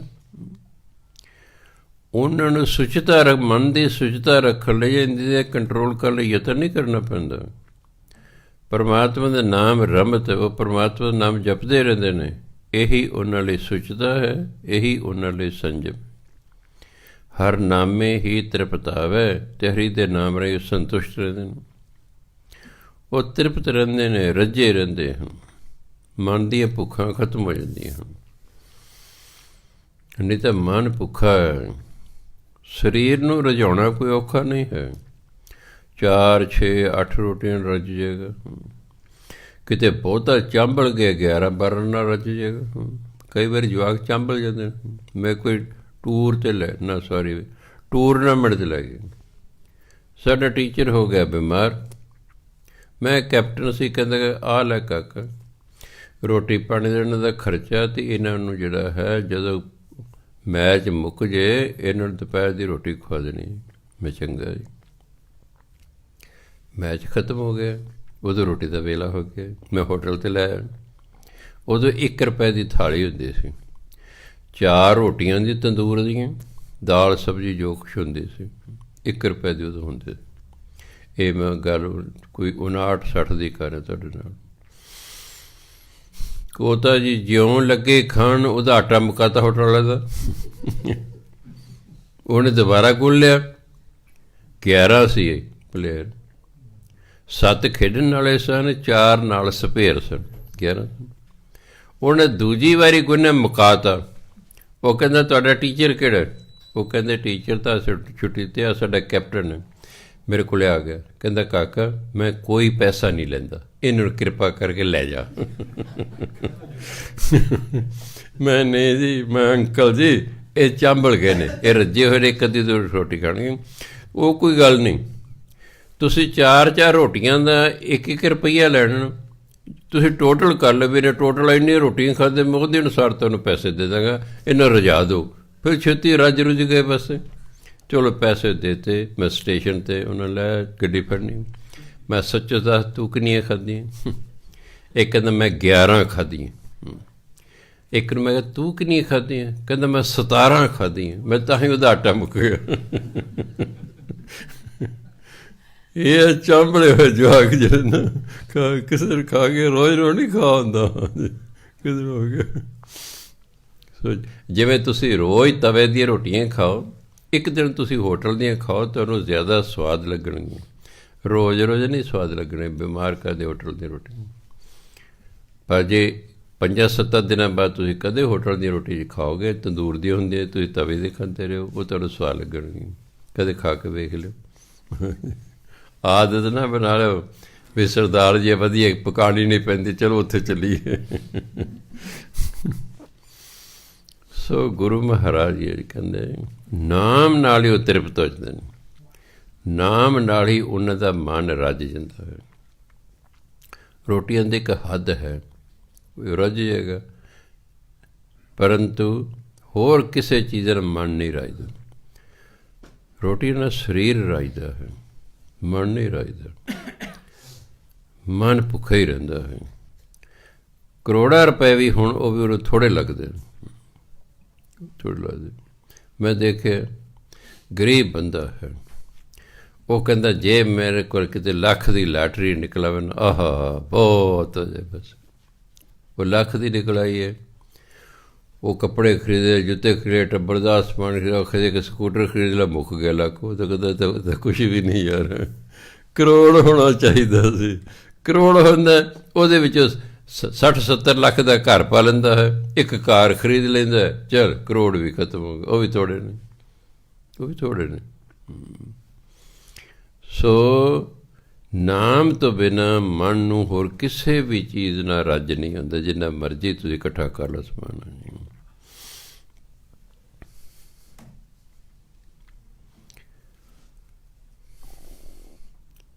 ਅੱਗੇ ਕਹਿੰਦੇ ਹਰ ਨਾਮ ਤਾਣ, ਹਰ ਨਾਮ ਦੀਵਾਨ, ਹਰ ਨਾਮੋ ਰੱਖ ਕਰਾਵੇ। ਕਹਿੰਦੇ ਉਹਨਾਂ ਲਈ ਪਰਮਾਤਮਾ ਦਾ ਨਾਮ ਹੀ ਤਾਕਤ ਹੈ। ਹਰੀ ਦਾ ਨਾਮ ਹੀ ਉਹਨਾਂ ਲਈ ਦੀਵਾਨ ਦਾ ਆਸਰਾ, ਓਟ ਆਸਰਾ ਹੈ। ਹਰੀ ਦਾ ਨਾਮ ਹੀ ਉਹਨਾਂ ਦੀ ਰੱਖਿਆ ਕਰਦਾ ਹੈ। ਪਰਮਾਤਮਾ ਉਹਨਾਂ ਦੀ ਰੱਖਿਆ, ਨਾਮ ਹੀ ਰੱਖਿਆ ਕਰਦਾ ਹੈ। ਨਾਮ ਹੀ ਉਹਨਾਂ ਦਾ ਆਸਰਾ ਹੈ, ਨਾਮ ਹੀ ਉਹਨਾਂ ਦੀ ਤਾਕਤ ਹੈ। ਜੋ ਚਿਤ ਲਾਏ ਪੂਜੇ ਗੁਰ ਮੂਰਤ, ਸੋ ਮਨ ਇੱਛੇ ਫਲ ਪਾਵੇ। ਜਿਹੜਾ ਚਿੱਤ ਲਾ ਕੇ ਗੁਰੂ ਦੀ ਹਸਤੀ ਨੂੰ ਪੂਜਦਾ ਹੈ, ਅਤੇ ਮੂਰਤ ਕੋਈ ਤਸਵੀਰ ਤੋਂ ਭਾਵ ਨਹੀਂ ਹੈ, ਗੁਰੂ ਦੀ ਹਸਤੀ ਨੂੰ ਜਿਹੜਾ ਚਿੱਤ ਲਾ ਕੇ ਗੁਰੂ ਦੀ ਹਸਤੀ ਨੂੰ ਪੂਜਦੇ ਨਾ, ਉਹ ਮਨ ਇੱਛੇ ਫਲ ਪਾਵੇ। ਜੋ ਚਾਹੁੰਦਾ ਉਹਨੂੰ ਪ੍ਰਾਪਤ ਹੋ ਜਾਏਗਾ। ਚਿੱਤ ਲਾ ਕੇ, ਚਿੱਤ ਲਾ ਕੇ ਕਰਨਾ। ਜੋ ਨਿੰਦਾ ਕਰੇ ਸਤਿਗੁਰ ਪੂਰੇਗੀ, ਤਿਸ ਕਰਤਾ ਮਾਰ ਦੇਵਾਵੇ। ਅਤੇ ਜਿਹੜਾ ਗੁਰੂ ਦੀ ਨਿੰਦਿਆ ਕਰਦਾ ਹੈ, ਪਰਮਾਤਮਾ ਉਹਨੂੰ ਮਾਰ ਪਾਉਂਦਾ ਹੈ, ਉਹਨੂੰ ਮਾਰ ਪਾਉਂਦਾ ਹੈ, ਉਹਦਾ ਨੁਕਸਾਨ ਕਰਦਾ ਹੈ ਕਿਸੇ ਨਾ ਕਿਸੇ ਰੂਪ ਦੇ ਵਿੱਚ, ਉਹਨੂੰ ਸਜ਼ਾ ਦਿਲਾਉਂਦਾ ਹੈ। ਕਿਉਂਕਿ ਪਰਮਾਤਮਾ ਸਹਿਣ ਹੀ ਨਹੀਂ ਕਰ ਸਕਦਾ ਕਿ ਉਹਦੇ ਭਗਤ ਨੂੰ ਕੋਈ ਤੰਗ ਕਰੇ। ਕਦੋਂ ਮੇਰਾ ਭਗਤ ਹੈ, ਜਿਵੇਂ ਤੁਹਾਡੇ ਬੱਚੇ ਨੂੰ ਕੋਈ ਕੁੱਟੇ, ਤੁਸੀਂ ਸਹਿਣ ਨਹੀਂ ਕਰ ਸਕਦੇ, ਤੁਸੀਂ ਉਹਦੇ ਗਲ ਪੈ ਜਾਏਗਾ, ਕਿਉਂ ਤੂੰ ਕੌਣ ਹੈ ਸਾਡੇ ਮੁੰਡੇ ਕੁੱਟਣ ਵਾਲਾ। ਇਸ ਤਰ੍ਹਾਂ ਪਰਮਾਤਮਾ ਨੂੰ ਚੰਗਾ ਹੀ ਨਹੀਂ ਲੱਗਦਾ ਕਿ ਗੁਰੂ ਦੀ ਕੋਈ ਨਿੰਦਿਆ ਕਰੇ, ਭਗਤ ਦੀ ਕੋਈ ਨਿੰਦਿਆ ਕਰੇ। ਫਿਰ ਉਹ ਵੇਲਾ ਉਸ ਹੱਥ ਨਾ ਆਵੇ, ਉਹ ਆਪਣਾ ਬੀਜਿਆ ਆਪੇ ਖਾਵੇ। ਹੁਣ ਨਿੰਦਿਆ ਦੇ ਕਰਤੀ, ਉੱਧਰ ਸਜ਼ਾ ਮਿਲ ਰਹੀ ਹੈ, ਫਿਰ ਉਹ ਵੇਲਾ ਹੱਥ ਨਹੀਂ ਆਉਂਦਾ, ਕਿਉਂਕਿ ਉਸ ਸਮੇਂ ਨੇ ਮੁੜ ਕੇ ਨਹੀਂ ਆਉਣਾ। ਉਹ ਆਪਣਾ ਬੀਜਿਆ ਆਪੇ ਖਾਵੇ, ਉਹ ਆਪਣੇ ਬੀਜੇ ਨੂੰ ਆਪ ਹੀ ਖਾਂਦਾ ਹੈ। ਭਾਵੇਂ ਜੋ ਕਰਮ ਕੀਤਾ ਉਹਦਾ ਫਲ ਭੋਗਦਾ ਰਹਿੰਦਾ ਹੈ। ਵੈਸੇ ਤਾਂ ਕਿਸੇ ਦੀ ਵੀ ਨਿੰਦਿਆ ਗੁਰਬਾਣੀ ਕੀ ਕਰਨ ਦੀ ਲੋੜ ਨਹੀਂ ਹੈਗੀ। ਹਰ ਇਨਸਾਨ 'ਚ ਕੋਈ ਨਾ ਕੋਈ ਨੁਕਸ ਹੁੰਦਾ ਹੈ। ਸਾਨੂੰ ਆਪਣਾ ਨਹੀਂ ਦਿਸਦਾ, ਦੂਜਿਆਂ ਦਾ ਦਿਸਦਾ ਹੈ। ਆਪਣਾ ਤਾਂ ਵੇਖਣ ਦੀ ਅਸੀਂ ਕਦੇ ਕੋਸ਼ਿਸ਼ ਨਹੀਂ ਕੀਤੀ। ਆਪਣੀ ਪੀੜ੍ਹੀ ਹੇਠਾਂ ਤਾਂ ਅਸੀਂ ਸੋਟੀ ਫੇਰਨ ਦੀ ਕਦੇ ਕੋਸ਼ਿਸ਼ ਹੀ ਨਹੀਂ ਕੀਤੀ। ਦੂਜੇ ਦੀ ਪੀੜ੍ਹੀ ਹੇਠਾਂ ਦਿਸ ਰਿਹਾ ਵੀ ਕੀ ਪਿਆ ਹੈ। ਸਾਨੂੰ ਦੂਜਿਆਂ ਦੇ ਔਗਣ ਦਿਸਦੇ ਨੇ, ਆਪਣਾ ਨਹੀਂ ਦਿਸਦਾ। ਜਿੱਦੇ ਆਪਣਾ ਦਿਸਣ ਲੱਗ ਗਿਆ ਫਿਰ ਸ਼ਰਮਸਾਰ ਹੋ ਜਾਓਗੇ ਬਈ ਯਾਰ ਮੇਰੇ ਤਾਂ ਆਪ, ਮੇਰੇ 'ਚ ਆਹ ਗੁਣ, ਉਹਦੇ 'ਚ ਆਹ ਹੈ, ਬਸ ਇੰਨੇ ਫਰਕ ਹੈ, ਇੰਨੇ ਫਰਕ ਹੈ। ਅਤੇ ਮੈਂ ਕਿਸ ਮੂੰਹ ਨਾਲ ਉਹਦੇ ਨਿੰਦਿਆ ਕਰਾਂ। ਮੇਰੇ ਤਾਂ ਆਪ ਔਗਣ ਨੇ। ਨਿੰਦਿਆ ਉਹਨਾਂ ਚਿਰ ਹੀ ਬੰਦਾ ਮੈਂ ਦੇਖਿਆ ਕਰਦਾ ਜਿੰਨਾ ਚਿਰ ਆਪਣੀ ਪੀੜ੍ਹੀ ਹੇਠਾਂ ਸੋਟੀ ਨਹੀਂ ਫਿਰਦਾ ਕਿ ਮੈਂ ਕੀ ਹਾਂ। ਕਿਸੇ 'ਚ ਕੋਈ ਨੁਕਸ ਹੈ, ਕਿਸੇ 'ਚ ਕੋਈ ਨੁਕਸ ਹੈ। ਨੁਕਸ ਰਹਿਤ ਤਾਂ ਕੀ ਕਹਿਣਾ, ਕੋਈ ਲੱਖ 'ਚ ਇੱਕ ਅੱਧਾ ਕੋਈ ਹੋਵੇ। ਕਿਸੇ ਦਾ ਪ੍ਰਗਟ ਰੂਪ 'ਚ ਨੁਕਸ ਹੈ, ਕਿਸੇ ਦਾ ਗੁਪਤ ਰੂਪ 'ਚ ਹੁੰਦਾ। ਨੁਕਸ ਤਾਂ ਕੋਈ ਨਾ ਕੋਈ ਅੰਦਰ ਹੁੰਦਾ ਹੈਗਾ। ਜਿੱਦੇ ਅਸੀਂ ਅੰਦਰੋਂ ਸਾਫ ਸੁਥਰੇ ਹੋ ਗਏ ਫਿਰ ਬੜੀ ਛੇਤੀ ਸਾਡੀ ਗੱਲ ਬਣ ਜਾਣੀ ਹੈ। ਕਿਉਂ ਫਿਰ ਨਵੀਂ ਮੈਲ ਲੱਗਣੀ ਨਹੀਂ, ਜਿਹੜੀ ਲੱਗੀ ਪਹਿਲੀ ਹੈਗੀ ਉਹ ਅਸੀਂ ਨਾਮ ਜਪ ਜਪ ਕੇ ਲਾ ਲੈਣੀ ਹੈ। ਨਰਕ ਘੋਰ ਮੂੰਹ ਕਾਲਾ ਖੜਿਆ, ਕਾਲਾ ਲੱਲੇ ਦੇ ਪੈਰ ਬਿੰਦੀ ਲਾ ਕੇ ਬੋਲਣਾ, ਕਾਲਾ ਬਲੈਕ। ਨਰਕ ਘੋਰ ਮੂੰਹ ਕਾਲਾ ਖੜਿਆ, ਖੜਿਆ ਹੁੰਦਾ ਲੈ ਕੇ ਜਾਣਾ। ਅੰਮ੍ਰਿਤਸਰ ਵੱਲ ਇਹੀ ਪੜ੍ਹਦੇ, ਉਹਨੂੰ ਉੱਥੇ ਖੜ ਕੇ ਲੈ ਗਏ, ਖੜਿਆ ਉਸਨੇ ਵੀ ਲੈ ਕੇ ਗਿਆ। ਨਰਕ ਘੋਰ ਮੂੰਹ ਕਾਲਾ ਖੜਿਆ, ਜੋ ਤਸਕਰ ਪਾਏ ਗਲਾਵੇ। ਜਿਵੇਂ ਚੋਰ ਦੇ ਗਲ 'ਚ ਰੱਸੀ ਪਾ ਲੇ ਕੋਈ ਗਲਾਵਾਂ, ਚੋਰ ਦੇ ਗਲ 'ਚ ਰੱਸੀ ਪਾ ਕੇ ਕੋਈ ਲੈ ਕੇ ਜਾਵੇ, ਇਸ ਤਰ੍ਹਾਂ ਕਾਲਾ ਮੂੰਹ ਕਰਕੇ ਉਹਨੂੰ ਨਰਕਾਂ 'ਚ ਲੈ ਜਾਂਦੇ ਨੇ। ਉਹਦਾ ਮੂੰਹ ਕਾਲਾ ਕਰਕੇ ਨਰਕਾਂ 'ਚ ਲੈ ਜਾਂਦੇ ਨੇ, ਜਿਵੇਂ ਚੋਰ ਦੇ ਗਲ 'ਚ ਕੋਈ ਰੱਸੀ ਪਾ ਲੇ। ਫਿਰ ਸਤਿਗੁਰ ਕੀ ਸ਼ਰਨੀ ਪਵੈ, ਤਾਂ ਉਭਰੈ, ਜਾਂ ਹਰ ਹਰ ਨਾਮ ਧਿਆਵੈ। ਜੇ ਉਹੀ ਬੰਦਾ ਗੁਰੂ ਦੀ ਸ਼ਰਨ 'ਚ ਆ ਜਾਏ ਅਤੇ ਫਿਰ ਨਾਮ ਜਪੇ, ਫਿਰ ਉਭਰੇ, ਫਿਰ ਵੱਜੇਗਾ, ਫਿਰ ਉਹਦਾ ਪਾਰ ਉਤਾਰਾ ਹੋ ਸਕਦਾ ਹੈ। ਵੀ ਕੋਈ ਗੱਲ ਨਹੀਂ, ਪਹਿਲਾਂ ਨਿੰਦਿਆ ਕਰੀ ਗਿਆ, ਫਿਰ ਦੁੱਖ ਭੋਗੇ, ਸੋਝੀ ਆ ਗਈ। ਫਿਰ ਗੁਰੂ ਤੋਂ ਆ ਕੇ ਮਾफ़ੀ ਮੰਗਦਾ, ਜੇ ਮੇਰੇ ਤੋਂ ਗਲਤੀ ਹੋ ਗਈ ਮੈਨੂੰ ਮਾफ़ ਕਰ ਦਿਓ, ਅੱਗੇ ਤੋਂ ਮੈਂ ਨਹੀਂ ਕਰਦਾ। ਗੁਰੂ ਮਹਾਰਾਜ ਦਿਆਲੂ ਹੁੰਦੇ ਨੇ, ਉਹਨੂੰ ਮਾफ़ ਕਰ ਦਿੰਦੇ ਅਤੇ ਕਹਿ ਲੈ ਭਾਈ ਨਾਮ ਜਪ। ਫਿਰ ਉਹ ਨਾਮ ਜਪਦਾ ਹੈ, ਫਿਰ ਉਭਰੇ, ਉਹ ਵੀ ਤਰ ਜਾਂਦਾ ਹੈ। ਹਰ ਬਾਤਾਂ ਆਖ ਸੁਣਾਏ ਨਾਨਕ, ਹਰ ਕਰਤੇ ਇਵੇਂ ਭਾਵੈ। ਗੁਰੂ ਮਹਾਰਾਜ ਕਹਿੰਦੇ ਜਿਵੇਂ ਪਰਮਾਤਮਾ ਨੂੰ ਚੰਗਾ ਲੱਗਦਾ ਸੀ ਉਹੀ ਗੱਲਾਂ ਸੁਣਾ ਰਹੇ, ਤੁਹਾਨੂੰ ਬਾਤਾਂ ਉਹੀ ਬਾਤਾਂ ਸੁਣਾ ਰਹੇ ਵੀ ਪਰਮਾਤਮਾ ਨੂੰ ਭਾਈ ਇਸ ਤਰ੍ਹਾਂ ਚੰਗਾ ਲੱਗਦਾ। ਮਹਿਲਾ ਚੌਥਾ। ਪੂਰੇ ਗੁਰ ਕਾ ਹੁਕਮ ਨ ਮੰਨੇ, ਉਹ ਮਨਮੁਖ ਅਗਿਆਨ ਮੁੱਠਾ ਬਿਖ ਮਾਇਆ। ਜਿਹੜਾ ਪੂਰੇ ਗੁਰੂ ਦੇ ਹੁਕਮ ਨੂੰ ਮੰਨਦਾ ਹੀ ਨਹੀਂ, ਉਹ ਤਾਂ ਮਨਮੁਖ ਹੈ, ਉਹ ਤਾਂ ਅਗਿਆਨੀ ਹੈ। ਮਾਇਆ ਜੋ ਜ਼ਹਿਰ ਹੈ ਉਹਦਾ ਉਹ ਠੱਗਿਆ ਹੋਇਆ, ਮੁੱਠਾ ਉਹਦਾ ਠੱਗਿਆ ਹੋਇਆ। ਜ਼ਹਿਰ ਰੂਪੀ ਮਾਇਆ ਨੇ ਉਹਨੂੰ ਠੱਗ ਲਿਆ ਹੈ। ਹੁਣ ਉਹਨੂੰ ਪਤਾ ਹੀ ਨਹੀਂ ਲੱਗਦਾ ਕਿ ਮੈਨੂੰ ਕੀ ਕਰਨਾ ਚਾਹੀਦਾ ਹੈ, ਕਿਉਂਕਿ ਉਹ ਠੱਗਿਆ ਗਿਆ ਤਾਂ। ਇਸ ਲਈ ਉਹ ਗੁਰੂ ਦਾ ਹੁਕਮ ਨਹੀਂ ਮੰਨਦਾ। ਉਹ ਮਨਮੁਖ ਹੈ, ਉਹ ਅਗਿਆਨੀ ਹੈ, ਉਹ ਮਾਇਆ ਜੋ ਜ਼ਹਿਰ ਦੀ ਨਿਆਈ ਹੈ ਉਸਨੇ ਉਸ ਨੂੰ ਠੱਗ ਲਿਆ ਹੈ। ਉਸ ਅੰਦਰ ਕੂੜ ਕੂੜੋ ਕਰ ਬੁਝੈ, ਅਣਹੁੰਦੇ ਝਗੜੇ ਦਈ ਉਸ ਦੇ ਗਲ ਪਾਇਆ। ਉਹਦੇ ਅੰਦਰ ਕੂੜ ਹੁੰਦਾ ਹੈ, ਉਹ ਸਾਰਿਆਂ ਨੂੰ ਕੂੜ ਸਮਝਦਾ ਹੈ। ਬੁਝੈ ਸਮਝਣਾ, ਉਹਦੇ ਅੰਦਰ ਕੂੜ ਹੁੰਦਾ। ਜੋ ਸਾਡੇ ਅੰਦਰ ਹੁੰਦਾ ਉਹੀ ਸਾਨੂੰ ਬਾਹਰ ਵਿਖਾਈ ਦਿੰਦਾ ਹੈ। ਸਿਆਣੇ ਕਹਿੰਦੇ ਇਹ ਸੰਸਾਰ ਨਾ ਚੰਗਾ ਨਾ ਮੰਦਾ, ਜੋ ਸਾਡੇ ਆਪਣੇ ਵਿਚਾਰ ਨੇ ਉਹਦੇ ਅਨੁਸਾਰ ਸੰਸਾਰ ਹੈ। ਬਸ ਸੰਸਾਰ ਆਪਣੇ ਆਪ 'ਚ ਨਾ ਚੰਗਾ ਨਾ ਮੰਦਾ। There is nothing good or bad in this world. It is only our thinking that makes it so. ਸਾਡੀ ਸੋਚ ਹੈ, ਕਿਸੇ ਚੀਜ਼ ਨੂੰ ਚੰਗਾ ਕਹਿੰਦੇ, ਕਿਸੇ ਨੂੰ ਮੰਦਾ ਕਹਿੰਦੇ। ਕਦੇ ਚੋਰ ਨੂੰ ਸਾਰੇ ਚੋਰ ਹੀ ਵਿਖਾਈ ਦਿੰਦੇ, ਉਹਦੇ ਲਈ ਸੰਸਾਰ ਚੋਰਾਂ ਦਾ ਹੈ, ਉਹਨੂੰ ਸੰਸਾਰ ਇਸ ਤਰ੍ਹਾਂ ਦਿਸਦਾ ਹੈ। ਕਿ ਸਾਧ ਨੂੰ ਸਾਰੇ ਸਾਧ ਹੀ ਵਿਖਾਈ ਦਿੰਦੇ ਨੇ। ਇਹਦੇ ਵਿੱਚ ਜੋ ਸਾਡੇ ਅੰਦਰ ਉਹੀ ਸੰਸਾਰ ਦਿਸਦਾ। ਜੋ ਸਾਡੇ ਆਪਣੇ ਵਿਚਾਰ ਨੇ ਉਹਦੇ ਅਨੁਸਾਰ ਸਾਨੂੰ ਸੰਸਾਰ ਦਿਖਾਈ ਦਿੰਦਾ। ਉਹਨਾਂ ਦੇ ਅੰਦਰ ਕੂੜ ਹੁੰਦਾ ਹੈ, ਉਹ ਸਭ ਕੂੜ ਹੀ ਸਮਝਦੇ ਨੇ। ਅਣਹੁੰਦੇ ਝਗੜੇ ਦਈ ਉਸ ਦੇ ਗਲ ਪਏ। ਦਈ ਮੈਨੇ ਪਰਮਾਤਮਾ। ਕੱਲ੍ਹ ਮੈਂ ਤੁਹਾਨੂੰ ਦੱਸਿਆ ਸੀ ਕਿ ਇਹ ਦਈ ਦੇ 3 ਰੂਪ ਨੇ ਗੁਰਬਾਣੀ 'ਚ। ਇੱਕ ਹੈ ਦੱਦਾ ਯਈਆ। ਖਿਆਲ ਕਰਨਾ ਇਹ ਸ਼ਬਦ ਸੰਸਕ੍ਰਿਤ ਦਾ ਹੈ, ਇਹ ਹਿੰਦੀ ਪੰਜਾਬੀ ਦਾ ਨਹੀਂ। ਦਈ ਸੰਸਕ੍ਰਿਤ ਦਾ ਸ਼ਬਦ ਹੈ, ਜਿਸ ਦਾ ਮਤਲਬ ਹੈ ਦੱਦਾ ਯਈਆ ਦਈ।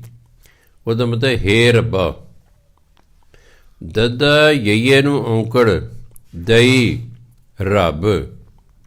ਦੱਦਾ ਯਈਏ ਨੂੰ ਸਿਹਾਰੀ, ਦਈ ਰੱਬ ਨੇ।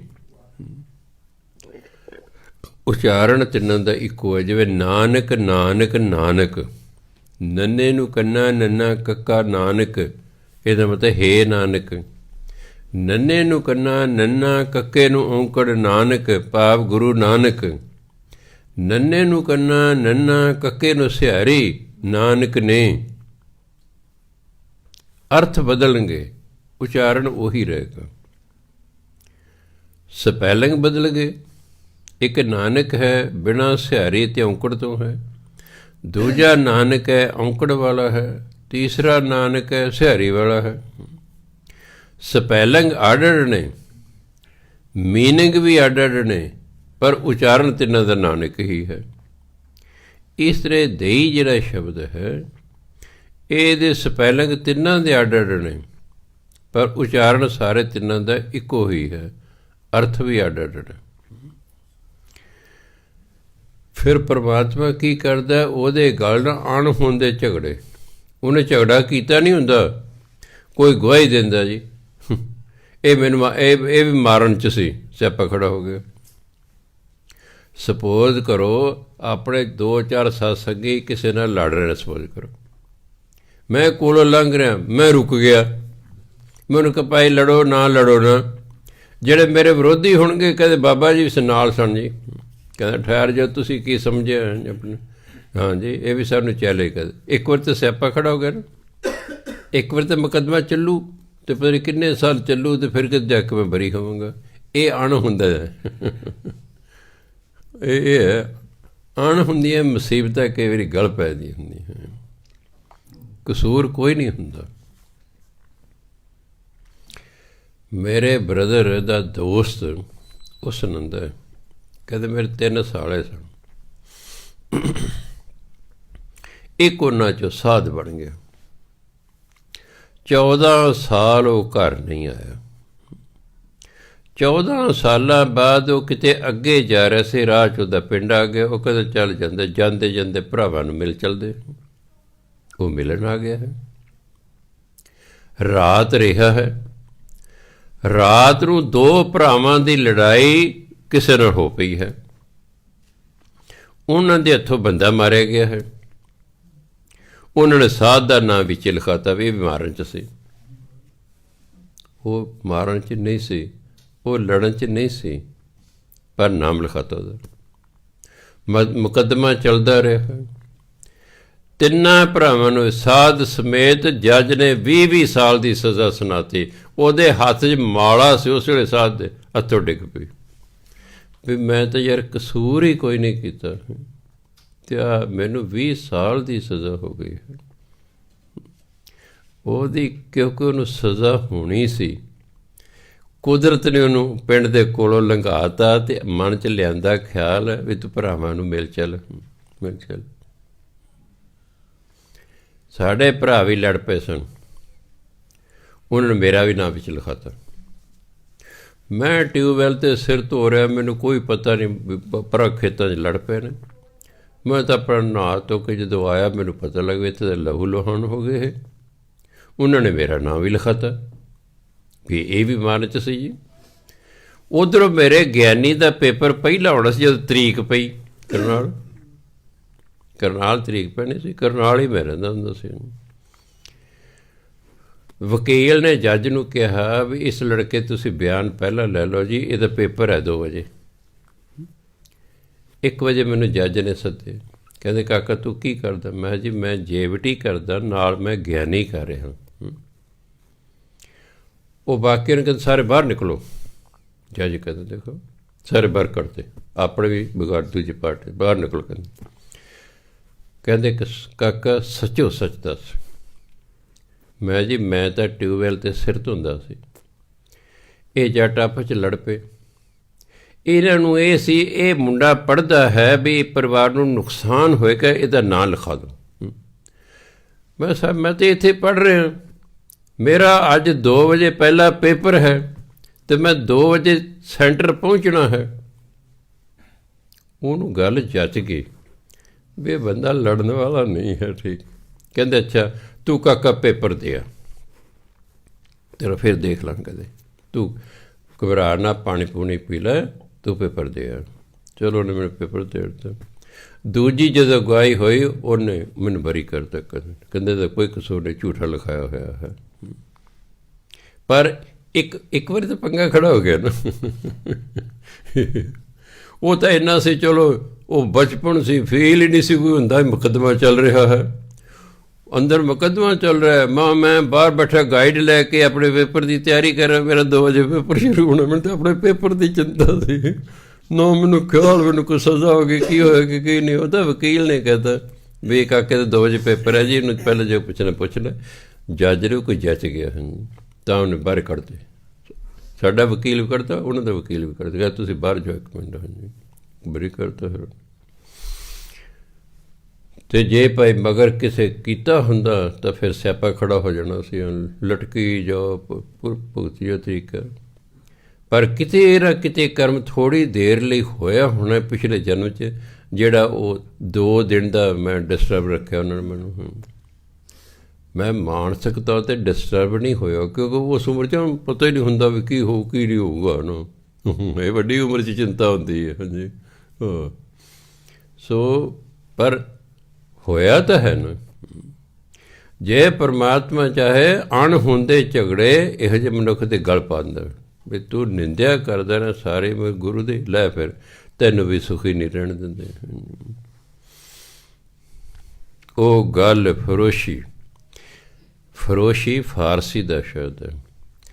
ਫਰੋਸ਼ ਹੁੰਦਾ ਵੇਚਣ ਵਾਲਾ, ਸਬਜ਼ੀ ਫਰੋਸ਼, ਸਬਜ਼ੀ ਵੇਚਣ ਵਾਲਾ। ਫਾਰਸੀ 'ਚ ਫਰੋਸ਼ ਵੇਚਣ ਵਾਲਾ ਕਹਿੰਦੇ।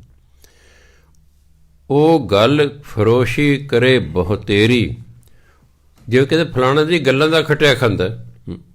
ਆਮ ਕਹਾਵਤ ਹੈ, ਫਲਾਣਾ ਗੱਲਾਂ ਦਾ ਖਟਿਆ ਖਾਂਦਾ। ਬਸ ਉਹ ਗੱਲਾਂ ਵੇਚਦਾ। ਉਹ ਕਹਿੰਦੇ ਗੱਲਾਂ ਤਾਂ ਬੜੀਆਂ ਵੇਚਦਾ, ਗੱਲਾਂ ਤਾਂ ਬੜੀਆਂ ਕਰਦਾ। ਉਸ ਦਾ ਬੋਲਿਆ ਕਿਸੇ ਨਾ ਭਾਇਆ, ਪਰ ਉਹਦਾ ਬੋਲਿਆ ਕਿਸੇ ਨੂੰ ਚੰਗਾ ਹੀ ਨਹੀਂ ਲੱਗਦਾ। ਔਰ ਕਹਿੰਦਾ ਬਕਵਾਸ ਕਰੀ ਜਾਂ ਫਜ਼ੂਲ ਦਾ ਬੋਲੀ ਜਾਂਦਾ ਹੈਗਾ। ਬੋਲਦਾ ਤਾਂ ਬਹੁਤ ਹੋ। ਸੋ ਯਾਦ ਰੱਖਣਾ, ਫਰੋਸ਼ ਸੱਸੇ ਤੇ ਪੈਰ 'ਚ ਬਿੰਦੀ ਨਾ ਬੋਲਣਾ। ਵੇਚਣ ਵਾਲਾ, ਉਹ ਗੱਲਾਂ ਵੇਚਦਾ ਹੈ। ਉਹ ਘਰ ਘਰ ਹੰਡਾ ਜੋ ਰੰਨ ਦੁਹਾਗਣ। ਇਹ ਤੇ ਦੁਹਾਗਣ ਦੱਦੇ ਨੂੰ ਹੋੜਾ ਵੀ ਪਾਇਆ, ਦੱਦੇ ਨੂੰ ਔਂਕੜ ਵੀ ਪਾ ਰੱਖੇ। ਇਹਨਾਂ 'ਚ ਕਿਹੜਾ ਠੀਕ ਹੈ? ਅੱਜ ਦੀ ਪੰਜਾਬੀ 'ਚ ਕਿਸੇ ਸ਼ਬਦ ਨੂੰ ਦੋ ਨਹੀਂ ਮਾਤਰਾ ਲੱਗੀਆਂ ਹੋਈਆਂ, ਜਾਂ ਹੋੜਾ ਹੁੰਦਾ ਜਾਂ ਔਂਕੜ ਹੁੰਦਾ, ਦੋ ਦੋ ਨਹੀਂ ਹੁੰਦੇ। ਗੁਰੂ ਮਹਾਰਾਜ ਦਾ ਅਸਲ ਸ਼ਬਦ ਹੈ ਦੁਹਾਗਣ। ਇੱਥੇ ਨੂੰ ਬੋਲਣਾ ਦੁਹਾਗਣ, ਕਿਉਂਕਿ ਬਾਣੀ ਕਰਨੀ ਹੈ ਗਾਇਨ, ਅਤੇ ਗਾਇਨ ਕਰਨ ਲਈ ਜਿਹੜਾ ਲੈ ਸਮ ਤੋਲ ਬੜਾ ਕੁਛ ਖਿਆਲ ਰੱਖਣਾ ਪੈਂਦਾ ਹੈ। ਮੈਂ ਦੇਖਿਆ ਕਿ ਇੱਕ ਕੀਰਤਨੀਆ ਹੈ, ਇੱਕ ਤਬਲੇ ਵਾਲਾ ਹੈ। ਕਈ ਵਾਰੀ ਤਬਲੇ ਵਾਲਾ ਸੰਗਤ ਵੱਲ ਵੇਖਣ ਲੱਗ ਜਾਂਦਾ, ਕਿਉਂਕਿ ਉਹਨੇ ਕਿਹੜਾ ਗਾਉਣਾ ਹੈ। ਗਾਉਣ ਵਾਲੇ ਤਾਂ ਯਾਦ ਰੱਖਣੀ ਪੈਂਦੀ ਗੱਲ, ਮੈਂ ਅੱਗੇ ਲਾਈਨ ਨਾ ਭੁੱਲ ਜਾ। ਉਹ ਜੋ ਸੰਗਤ ਵੱਲ ਵੇਖਣ ਲੱਗਦਾ, ਉਹ ਤਾਲ ਉਹਦੀ ਉਖੜਦੀ ਹੈ। ਕੀਰਤਨੀਆਂ ਬਾਜੇ ਵੱਲ ਉਹਦੇ ਵੱਲ ਐਂ ਕਰਕੇ ਵੇਖਦਾ, ਉਹ ਸਮਝ ਜਾਂਦਾ। ਉਹ ਫਿਰ ਅਲਰਟ ਹੋ ਜਾਂਦਾ, ਹਾਂ ਗੜਬੜ ਹੈ ਜੀ। ਸੋ ਪੜ੍ਹਨ ਵੇਲੇ ਤਾਂ ਤੁਸੀਂ ਦੁਹਾਗਣ ਬੋਲ ਜਾਓ, ਦੁਹਾਗਣ ਬੋਲ ਜਾਓ, ਉਸ 'ਚ ਕੋਈ ਫਰਕ ਨਹੀਂ ਪੈਂਦਾ। ਜਦ ਤੁਸੀਂ ਗਾਇਨ ਕਰਨਾ ਹੈ, ਜੇ ਦੁਹਾਗਣ ਬੋਲੋਗੇ ਜ਼ਿਆਦਾ ਸਮਾਂ ਲੱਗੇਗਾ, ਟਾਈਮ ਜ਼ਿਆਦਾ ਲੱਗੇ। ਦੁਹਾਗਣ ਬੋਲੋਗੇ ਟਾਈਮ ਥੋੜ੍ਹਾ ਲੱਗੇਗਾ। ਇਸ ਤਰ੍ਹਾਂ ਗੁਰਬਾਣੀ ਦੇ ਵਿੱਚ ਕਈ ਵਾਰੀ ਸਪੈਲਿੰਗ ਇੱਥੇ ਡਬਲ ਡਬਲ ਦਿੱਤੇ ਹੋਏ ਹਨ। ਉਹ ਘਰ ਘਰ ਹੰਡਾ, ਹੰਡਾ ਹੁੰਦਾ ਫਿਰਨਾ, ਘੁੰਮਣਾ ਫਿਰਨਾ। ਉਹ ਘਰ ਘਰ ਹੰਡਾ ਜੋ ਰੰਨ ਦੁਹਾਗਣ। ਰੰਨ ਪਤਨੀ ਨੂੰ ਕਹਿੰਦੇ ਨੇ, ਘਰ ਵਾਲੇ ਨੂੰ। ਦੁਹਾਗਣ ਦੇ ਛੁੱਟੜ। ਦੁਹਾਗਣ ਕਹਿੰਦੇ ਜੇ ਛੁੱਟੜ, ਜੇ ਉਸਨੂੰ ਪਤੀ ਨੇ ਛੱਡ ਦਿੱਤਾ ਹੈ।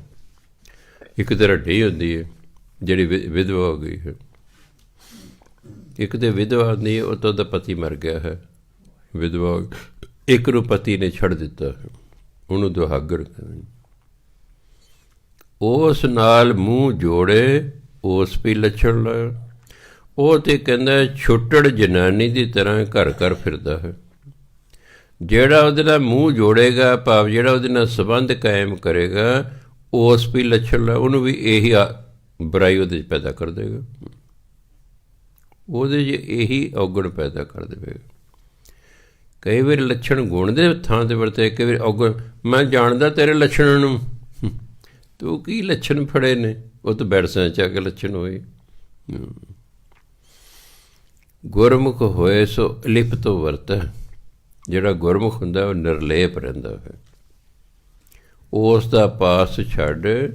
ਉਹ ਜਿਹੜੇ ਇਹੋ ਜਿਹੇ ਫਜ਼ੂਲ ਦਾ ਬੋਲਦੇ ਨੇ, ਗੁਰੂ ਦੀ ਨਿੰਦਿਆ ਕਰਦੇ ਨੇ, ਉਹਨਾਂ ਦਾ ਸਾਥ ਛੱਡ ਦਿੰਦਾ ਉਹ, ਅਤੇ ਕਿੱਥੇ ਜਾਂਦਾ?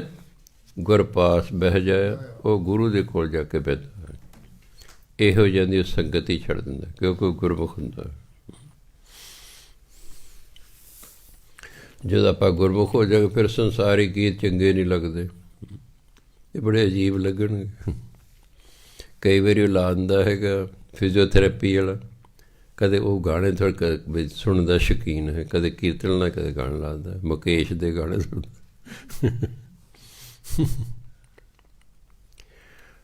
ਮੈਂ ਕਿਹਾ ਤੂੰ ਕਦੇ ਗੁਰਦੁਆਰੇ ਜਾ ਕੇ ਗਾਣੇ ਲਾਏ ਨੇ? ਕਹਿੰਦੇ ਨਾ ਨਾ, ਉਹ ਤਾਂ ਪਵਿੱਤਰ ਥਾਂ ਹੁੰਦੀ ਹੈ। ਮੈਂ ਇਹ ਘਰ ਅਪਵਿੱਤਰ ਹੈ? ਇਹਨੂੰ ਤੂੰ ਅਪਵਿੱਤਰ ਸਮਝਦਾ? ਫਿਰ ਬੰਦ ਕਰਦੇ।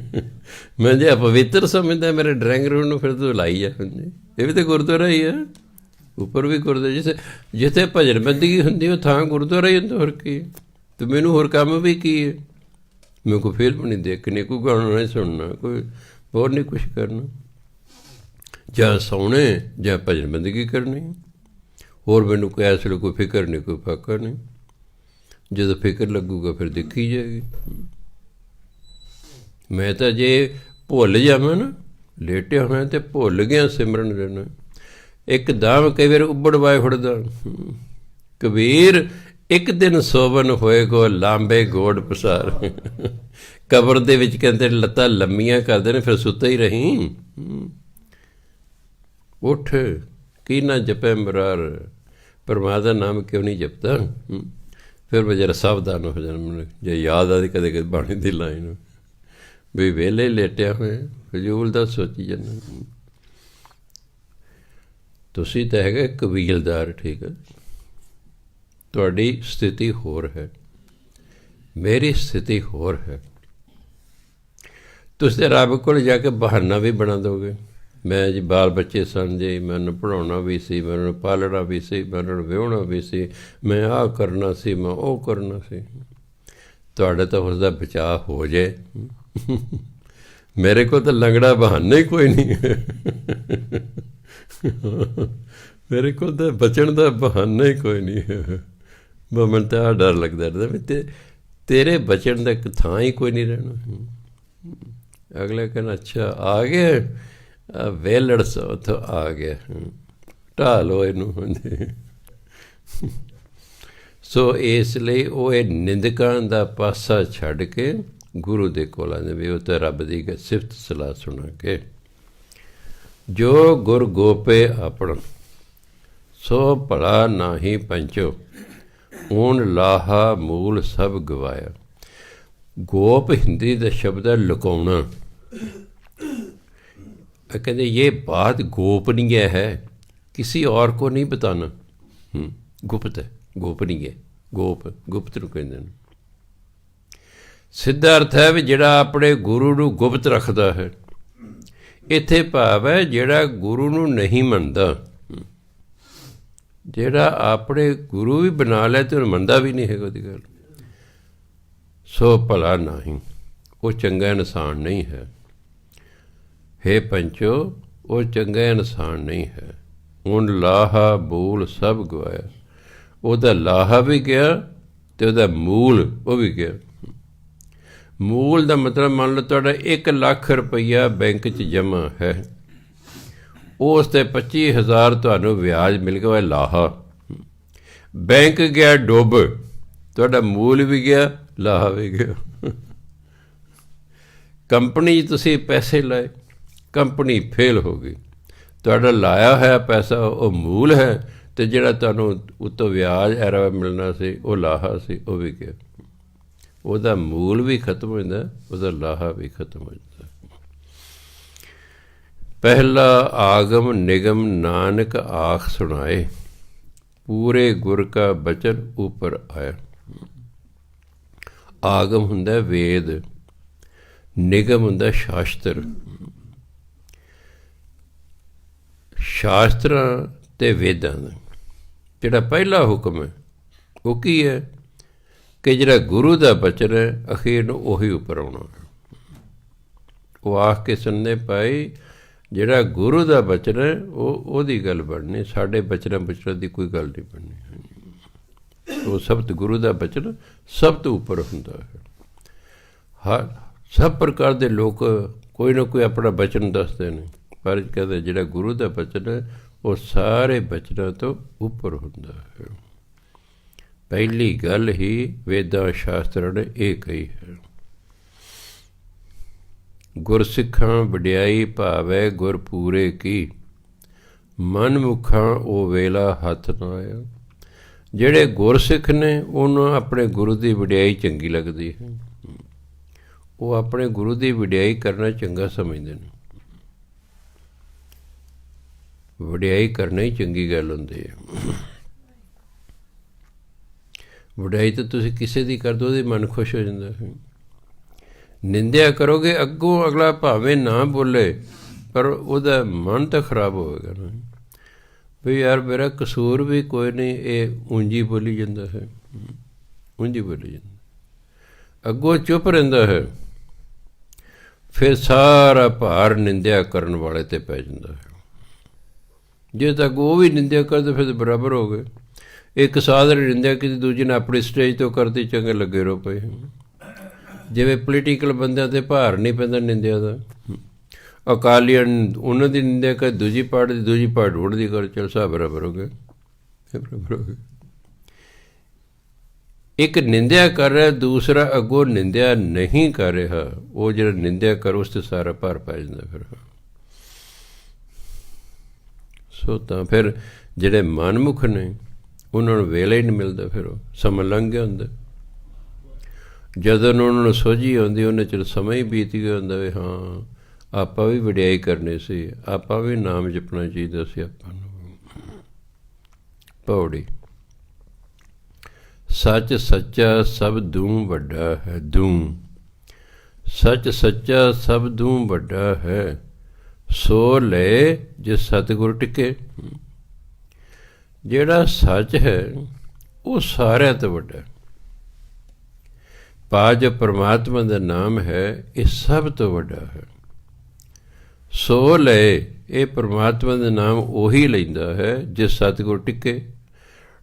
ਪੁਰਾਣੇ ਜ਼ਮਾਨੇ 'ਚ ਤਾਂ ਅਗਲਾ ਗੁਰੂ ਧਾਰਨ ਬਣਾਉਣਾ ਹੁੰਦਾ ਸੀ, ਫਿਰ ਉਹਦੇ ਮੱਥੇ 'ਤੇ ਟਿੱਕਾ ਲਾਉਂਦੇ ਗੁਰਗੱਦੀ ਦਾ। ਗੁਰੂ ਮਹਾਰਾਜ ਉਹਦੇ ਮੱਥੇ 'ਤੇ ਟਿੱਕਾ ਲਾਉਂਦੇ ਨੇ। ਕਿਹਦੇ 'ਤੇ? ਜਿਹੜਾ ਸੱਚ ਨੂੰ ਸਭ ਤੋਂ ਵੱਡਾ ਸਮਝਦਾ ਹੈ, ਜਿਹੜਾ ਸੱਚ ਨੂੰ ਸਭ ਤੋਂ ਉੱਪਰ ਸਮਝਦਾ ਹੈ। ਸੋ ਸਤਿਗੁਰ ਜੇ ਸੱਚ ਧਿਆਇਂਦਾ, ਸੱਚ ਸੱਚਾ ਸਤਿਗੁਰ ਇੱਕੇ। ਉਹ ਗੁਰੂ ਜਿਹੜਾ ਪਰਮਾਤਮਾ ਨੂੰ ਧਿਆਉਂਦਾ ਹੈ, ਉਸ ਦੇ ਵਿੱਚ ਅਤੇ ਪਰਮਾਤਮਾ ਦੇ ਵਿੱਚ ਕੋਈ ਫਰਕ ਨਹੀਂ, ਇੱਕੋ ਹੀ ਨੇ, ਇੱਕ ਰੂਪ ਨੇ। ਸੱਚ ਸੱਚਾ ਸਤਿਗੁਰ ਇੱਕੇ, ਉਹ ਇੱਕ ਰੂਪ ਨੇ ਦੋਨੋਂ। ਕਿਉਂਕਿ ਪਰਮਾਤਮਾ ਦੀ ਸਿਫਤ ਕਰਦਾ ਕਰਦਾ ਕਰਦਾ ਕਰਦਾ ਬੰਦਾ ਪਰਮਾਤਮਾ ਦਾ ਰੂਪ ਹੀ ਹੋ ਜਾਂਦਾ, ਕੋਈ ਫਰਕ ਨਹੀਂ ਰਹਿੰਦਾ। ਕਿਉਂ ਦਾ ਰੂਪ ਹੋ ਜਾਂਦਾ? ਜੋ ਅਸੀਂ ਗੁਰਮੰਤਰ ਦਾ ਜਾਪ ਕਰਦੇ ਹਾਂ, ਪਰਮਾਤਮਾ ਦੀਆਂ ਸਾਰੀਆਂ ਸਿਫਤਾਂ ਗੁਰਮੰਤਰ ਦੇ ਵਿੱਚ ਹਨ। ਜਦੋਂ ਅਸੀਂ ਪਰਮਾਤਮਾ ਨੂੰ ਯਾਦ ਕਰਦੇ ਰਹਿੰਦੇ ਹਾਂ, ਕਰਦੇ ਰਹਿੰਦੇ ਹਾਂ, ਕਰਦੇ ਰਹਿੰਦੇ ਹਾਂ, ਉਹਦੇ ਵਾਲੇ ਗੁਣ ਸਾਡੇ ਵਿੱਚ ਪੈਦਾ ਹੋ ਜਾਂਦੇ ਹਨ। ਪਰਮਾਤਮਾ ਵੀ ਗੁਣਵਾਨ, ਅਤੇ ਜਦੋਂ ਅਸੀਂ ਵੀ ਗੁਣਵਾਨ ਹੋ ਜਾਂਦੇ ਹਾਂ, ਫਿਰ ਮੇਲ ਹੋ ਗਿਆ ਨਾ ਬਰਾਬਰ। ਅਸੀਂ ਅਜੇ ਔਗਣੇ ਆ ਰਹੇ ਹਾਂ, ਪਰਮਾਤਮਾ ਗੁਣਵਾਨ ਹੈ, ਇਸ ਲਈ ਸਾਡਾ ਉਹਦੇ ਨਾਲ ਮੇਲ ਨਹੀਂ ਹੁੰਦਾ। ਉਹ ਕਹੇ ਜੇ ਤੁਸੀਂ ਮੇਰੇ ਵਰਗੇ ਹੋ ਜਾਓਗੇ ਨਾ, ਫੇਰ ਹੀ ਮੇਲ ਹੋਏਗਾ। ਦੁੱਧ ਦੇ ਪਾਣੀ ਦਾ ਮੇਲ ਹੈ, ਕਿ ਦੁੱਧ ਵੀ ਚਿੱਟਾ, ਪਾਣੀ ਵੀ ਚਿੱਟਾ, ਇਸ ਲਈ ਮੇਲ। ਜਦੋਂ ਦਾ ਦੁੱਧ ਵਿਕਣ ਲੱਗਾ, ਉਦੋਂ ਤੋਂ ਨਾਲ ਪਾਣੀ ਵੀ ਵਿਕ ਰਿਹਾ ਹੈ। ਪਾਣੀ ਦੀ ਕਿੱਡੀ ਕਿਸਮਤ ਤੇਜ਼ ਹੈ, ਦੁੱਧ ਦੇ ਭਾਅ ਵਿਕਦਾ ਹੈ। ਮਠਿਆਈ ਦਾ ਡੱਬਾ, ਮਠਿਆਈ ਦੇ ਭਾਅ ਗੱਤਾ ਵਿਕ ਰਿਹਾ। ਦੇਖੋ ਗੱਤਾ 400 ਰੁਪਏ ਕਿਲੋ ਦੇ ਭਾਅ ਵਿਕ ਰਿਹਾ ਹੈ। ਮਠਿਆਈ ਦੇਣ ਜੇ ਤੁਹਾਨੂੰ ਦਿੰਦੇ ਨੇ ਡੱਬਿਆਂ 'ਚ ਪਾ ਕੇ, ਡੱਬੇ ਸਮੇਤ ਤੋਲਦੇ ਨੇ, ਡੱਬੇ ਸਮੇਤ ਤੋਲਦੇ। ਕਦੇ ਤੁਸੀਂ ਸੋਚੀ ਨਹੀਂ ਵੀ ਕਮਾਲ ਹੈ, ਇਹ ਗੱਤਾ 400 ਰੁਪਏ ਕਿਲੋ ਵਿਕ ਰਿਹਾ ਹੈ। ਇਹ ਵੀ ਇੱਕ ਛਿੱਲ ਲਾਉਣ ਲਈ ਲੋਕਾਂ ਦੀ ਲੋੜ ਹੈ। ਆਪ ਉਹਨਾਂ ਡੱਬਾ 10 ਰੁਪਏ ਦਾ ਬਜਾਏ ਉੱਥੋਂ ਖਰੀਦਿਆ ਹੋਇਆ ਕਿ ਬਜ਼ਾਰੋਂ, ਉਹੀ ਡੱਬਾ 400 ਦੇ ਭਾਅ ਨਾਲ ਵੇਚੀ ਜਾਂਦੇ ਨੇ, ਮਠਿਆਈ ਦੇ ਭਾਅ ਵੇਚਦੇ। ਜੇ 200 ਰੁਪਏ ਕਿਲੋ ਲੱਡੂ ਹੈ ਤਾਂ ਡੱਬਾ 200 ਰੁਪਏ ਦੇ ਹਿਸਾਬ ਨਾਲ ਵੇਚਦਾ, ਅਤੇ ਜੇ 400 ਦੇ ਰੇਟ ਤਾਂ 400 ਰੇਟ ਦੇ ਵੇਚਦਾ, ਵਿੱਚੇ ਤੋਲ ਕੇ ਵੇਚਦੇ ਨੇ। ਐਂ ਲੁੱਟਦੇ ਨੇ, ਔਰ ਆਮ ਲੋਕਾਂ ਨੂੰ ਪਤਾ ਨਹੀਂ ਲੱਗਦਾ। ਉਹਨੇ ਕਦੇ ਵਿਚਾਰ ਹੀ ਨਹੀਂ ਕੀਤੇ ਵੀ ਕਮਾਲ ਹੈ ਯਾਰ, ਆਹ 10-15 ਰੁਪਏ ਕਿਲੋ ਵਾਲਾ ਗੱਤਾ ਸਾਨੂੰ 400 ਰੁਪਏ ਕਿਲੋ ਦੇ ਹਿਸਾਬ ਨਾਲ ਦੇ ਰਹੇ ਨੇ, ਦੇ ਰਹੇ ਨੇ। ਲਿਫਾਫੇ 'ਚ ਤੁਸੀਂ ਨਹੀਂ ਪਵਾ ਕੇ ਲਿਆਉਂਦੇ, ਉਹਨਾਂ ਦਾ ਰੰਗ ਉੱਡ ਜਾਣਗੇ ਜਦ ਤੁਸੀਂ 1 ਕਿਲੋ ਬਰਫੀ ਲਿਫਾਫੇ 'ਚ ਪਾ ਦੇ। ਉਹ ਕਹਿਣ ਆ ਲੈ ਗਿਆ ਅੱਜ 25-30 ਰੁਪਏ ਤਾਂ ਐਵੇਂ ਹੀ ਗਏ। ਕਿਸੇ ਡੱਬਾ 25-30 ਦਾ ਵੇਚ ਦੇਣਾ ਸੀ ਨਾਲ ਹੀ ਉਹਨਾਂ ਨੇ, ਉਹ ਐਵੇਂ ਹੀ ਗਏ। ਤੁਹਾਨੂੰ ਬਰਫੀ ਵੱਧ ਮਿਲ ਗਈ ਨਾ। ਮੰਨ ਲਓ ਡੱਬਾ 50 ਗ੍ਰਾਮ ਦਾ ਸਪੋਜ਼ ਕਰ ਲਓ, ਤੁਹਾਨੂੰ 50 ਗ੍ਰਾਮ ਬਰਫੀ ਤਾਂ ਉਂਝ ਹੀ ਮਿਲ ਗਈ ਨਾ, ਪਰ ਉਂਝ ਹੀ ਕੌਣ ਲਿਆਵੇ। ਫਿਰ ਉਹਨਾਂ ਨੂੰ ਪਤਾ ਜਿਹੜਾ ਡੱਬੇ 'ਚ ਲੈ ਕੇ ਜਾ ਰਿਹਾ ਇਹਨੇ ਆਪ ਨਹੀਂ ਖਾਣੀ, ਇਹਨੇ ਅੱਗੇ ਦੇਣੀ ਹੈ, ਜਿਹੋ ਜਿਹੀ ਮਰਜ਼ੀ ਦੇ ਦਿਓ। ਤੁਸੀਂ ਸੇਬ ਖਰੀਦ ਰਹੇ ਹੋ, ਜੇ ਕਿਤੇ ਦੁਕਾਨ ਤੁਹਾਨੂੰ ਪਤਾ ਲੱਗ ਜੇ ਕਿ ਇਹ ਸੇਬ ਤੁਸੀਂ ਇਹਨੂੰ ਕਿਸੇ ਨੂੰ ਅੱਗੇ ਦੇਣੇ ਨੇ, ਉਹ ਜ਼ਰੂਰ 1-2 ਵਿੱਚ ਗਲਿਆ ਪਾ ਦੇਗਾ ਵੀ ਤੂੰ ਤਾਂ ਅੱਗੇ ਹੀ ਦੇ ਦੇਣਾ। ਚਲੋ ਕਦੇ ਤੁਸੀਂ ਨੋਟ ਕਰ ਲਿਓ। ਇੱਕ ਲੀਡਰ ਦੇ ਘਰ ਵਾਲੇ ਮੈਨੂੰ ਮਿਲਣ ਆਏ, ਕਾਰ 'ਚ ਬੈਠੀ ਨੇ ਸੇਬ ਖਰੀਦ ਲਏ, ਉਹ 5 ਸੇਬ 2 ਸੇਬ ਗਲੇ ਹੋਏ। ਮੈਂ ਹੁੰਦਾ ਸੀ ਮੈਂ ਹਾਂ, ਉਹਨਾਂ ਕੇ ਕਾਰ 'ਚ ਹੀ ਬੈਠੀ ਬੀਬੀ, ਜਿਹੜਾ ਵਧੀਆ ਪਾਸਾ ਉਹ ਬੀਬੀ ਨੂੰ ਵਿਖਾ ਤਾ, ਜਿਹੜਾ ਗਲਿਆ ਆਪਣੇ ਵਾਲੇ ਪਾਸੇ ਰੱਖ ਤਾ, ਉਹ ਆਪਣੇ ਵਾਲੇ ਪਾਸੇ ਰੱਖ। ਕਦੇ ਵੀ ਤੁਸੀਂ ਕਦੇ ਧਿਆਨ ਨਾਲ ਜਦ ਉੱਥੇ ਉਹਨਾਂ ਦੀ ਰੇਹੜੀ 'ਤੇ ਦੇਖਿਓ, ਬੜੇ ਸੋਹਣੇ ਸੋਹਣੇ ਸਜਾ ਰੱਖੇ ਨੇ, ਉਹ ਜਿੱਧਰ ਨੂੰ ਦੁਕਾਨਦਾਰ ਉੱਧਰ ਵਾਲੇ ਪਾਸੇ ਹੋ ਕੇ ਵੇਖਿਓ, ਤੁਹਾਨੂੰ ਪਤਾ ਲੱਗੇਗਾ ਸਾਰਾ ਦਾਗ ਲੱਗਾ ਹੋਇਆ ਹੈ। ਸਾਡੇ ਜਿਹੜਾ ਸਾਹਮਣੇ ਗਾਹਕ ਨੂੰ ਵਿਖਾਉਣਾ ਉਹ ਪਾਸਾ ਸੋਹਣਾ ਹੈ, ਉਹ ਪਾਸਾ ਸੋਹਣਾ। ਲੈ ਲੈਣਾ, ਮੰਨ ਲਓ ਉਸ ਤੋਂ ਸੇਬ ਸੰਤਰ ਜੋ ਲੈ ਲਓ, ਕੋਈ ਗੱਲ ਨਹੀਂ, ਉਹਨੂੰ ਫਿਰ ਲਿਫਾਫੇ 'ਚੋਂ ਕੱਢ ਲਓ, ਇਹ ਵਾਰ ਤੋਲ 'ਤੇ ਉਹਨੇ ਕੱਢ ਲਓ, ਕੱਢ ਕੇ 1-1 ਸੇਬ ਚੈੱਕ ਕਰੋ, ਫਿਰ ਤੁਹਾਨੂੰ ਪਤਾ ਲੱਗ 5 'ਚ 1 ਤਾਂ ਗਲਿਆ ਪਤਾ ਉਹਨੇ।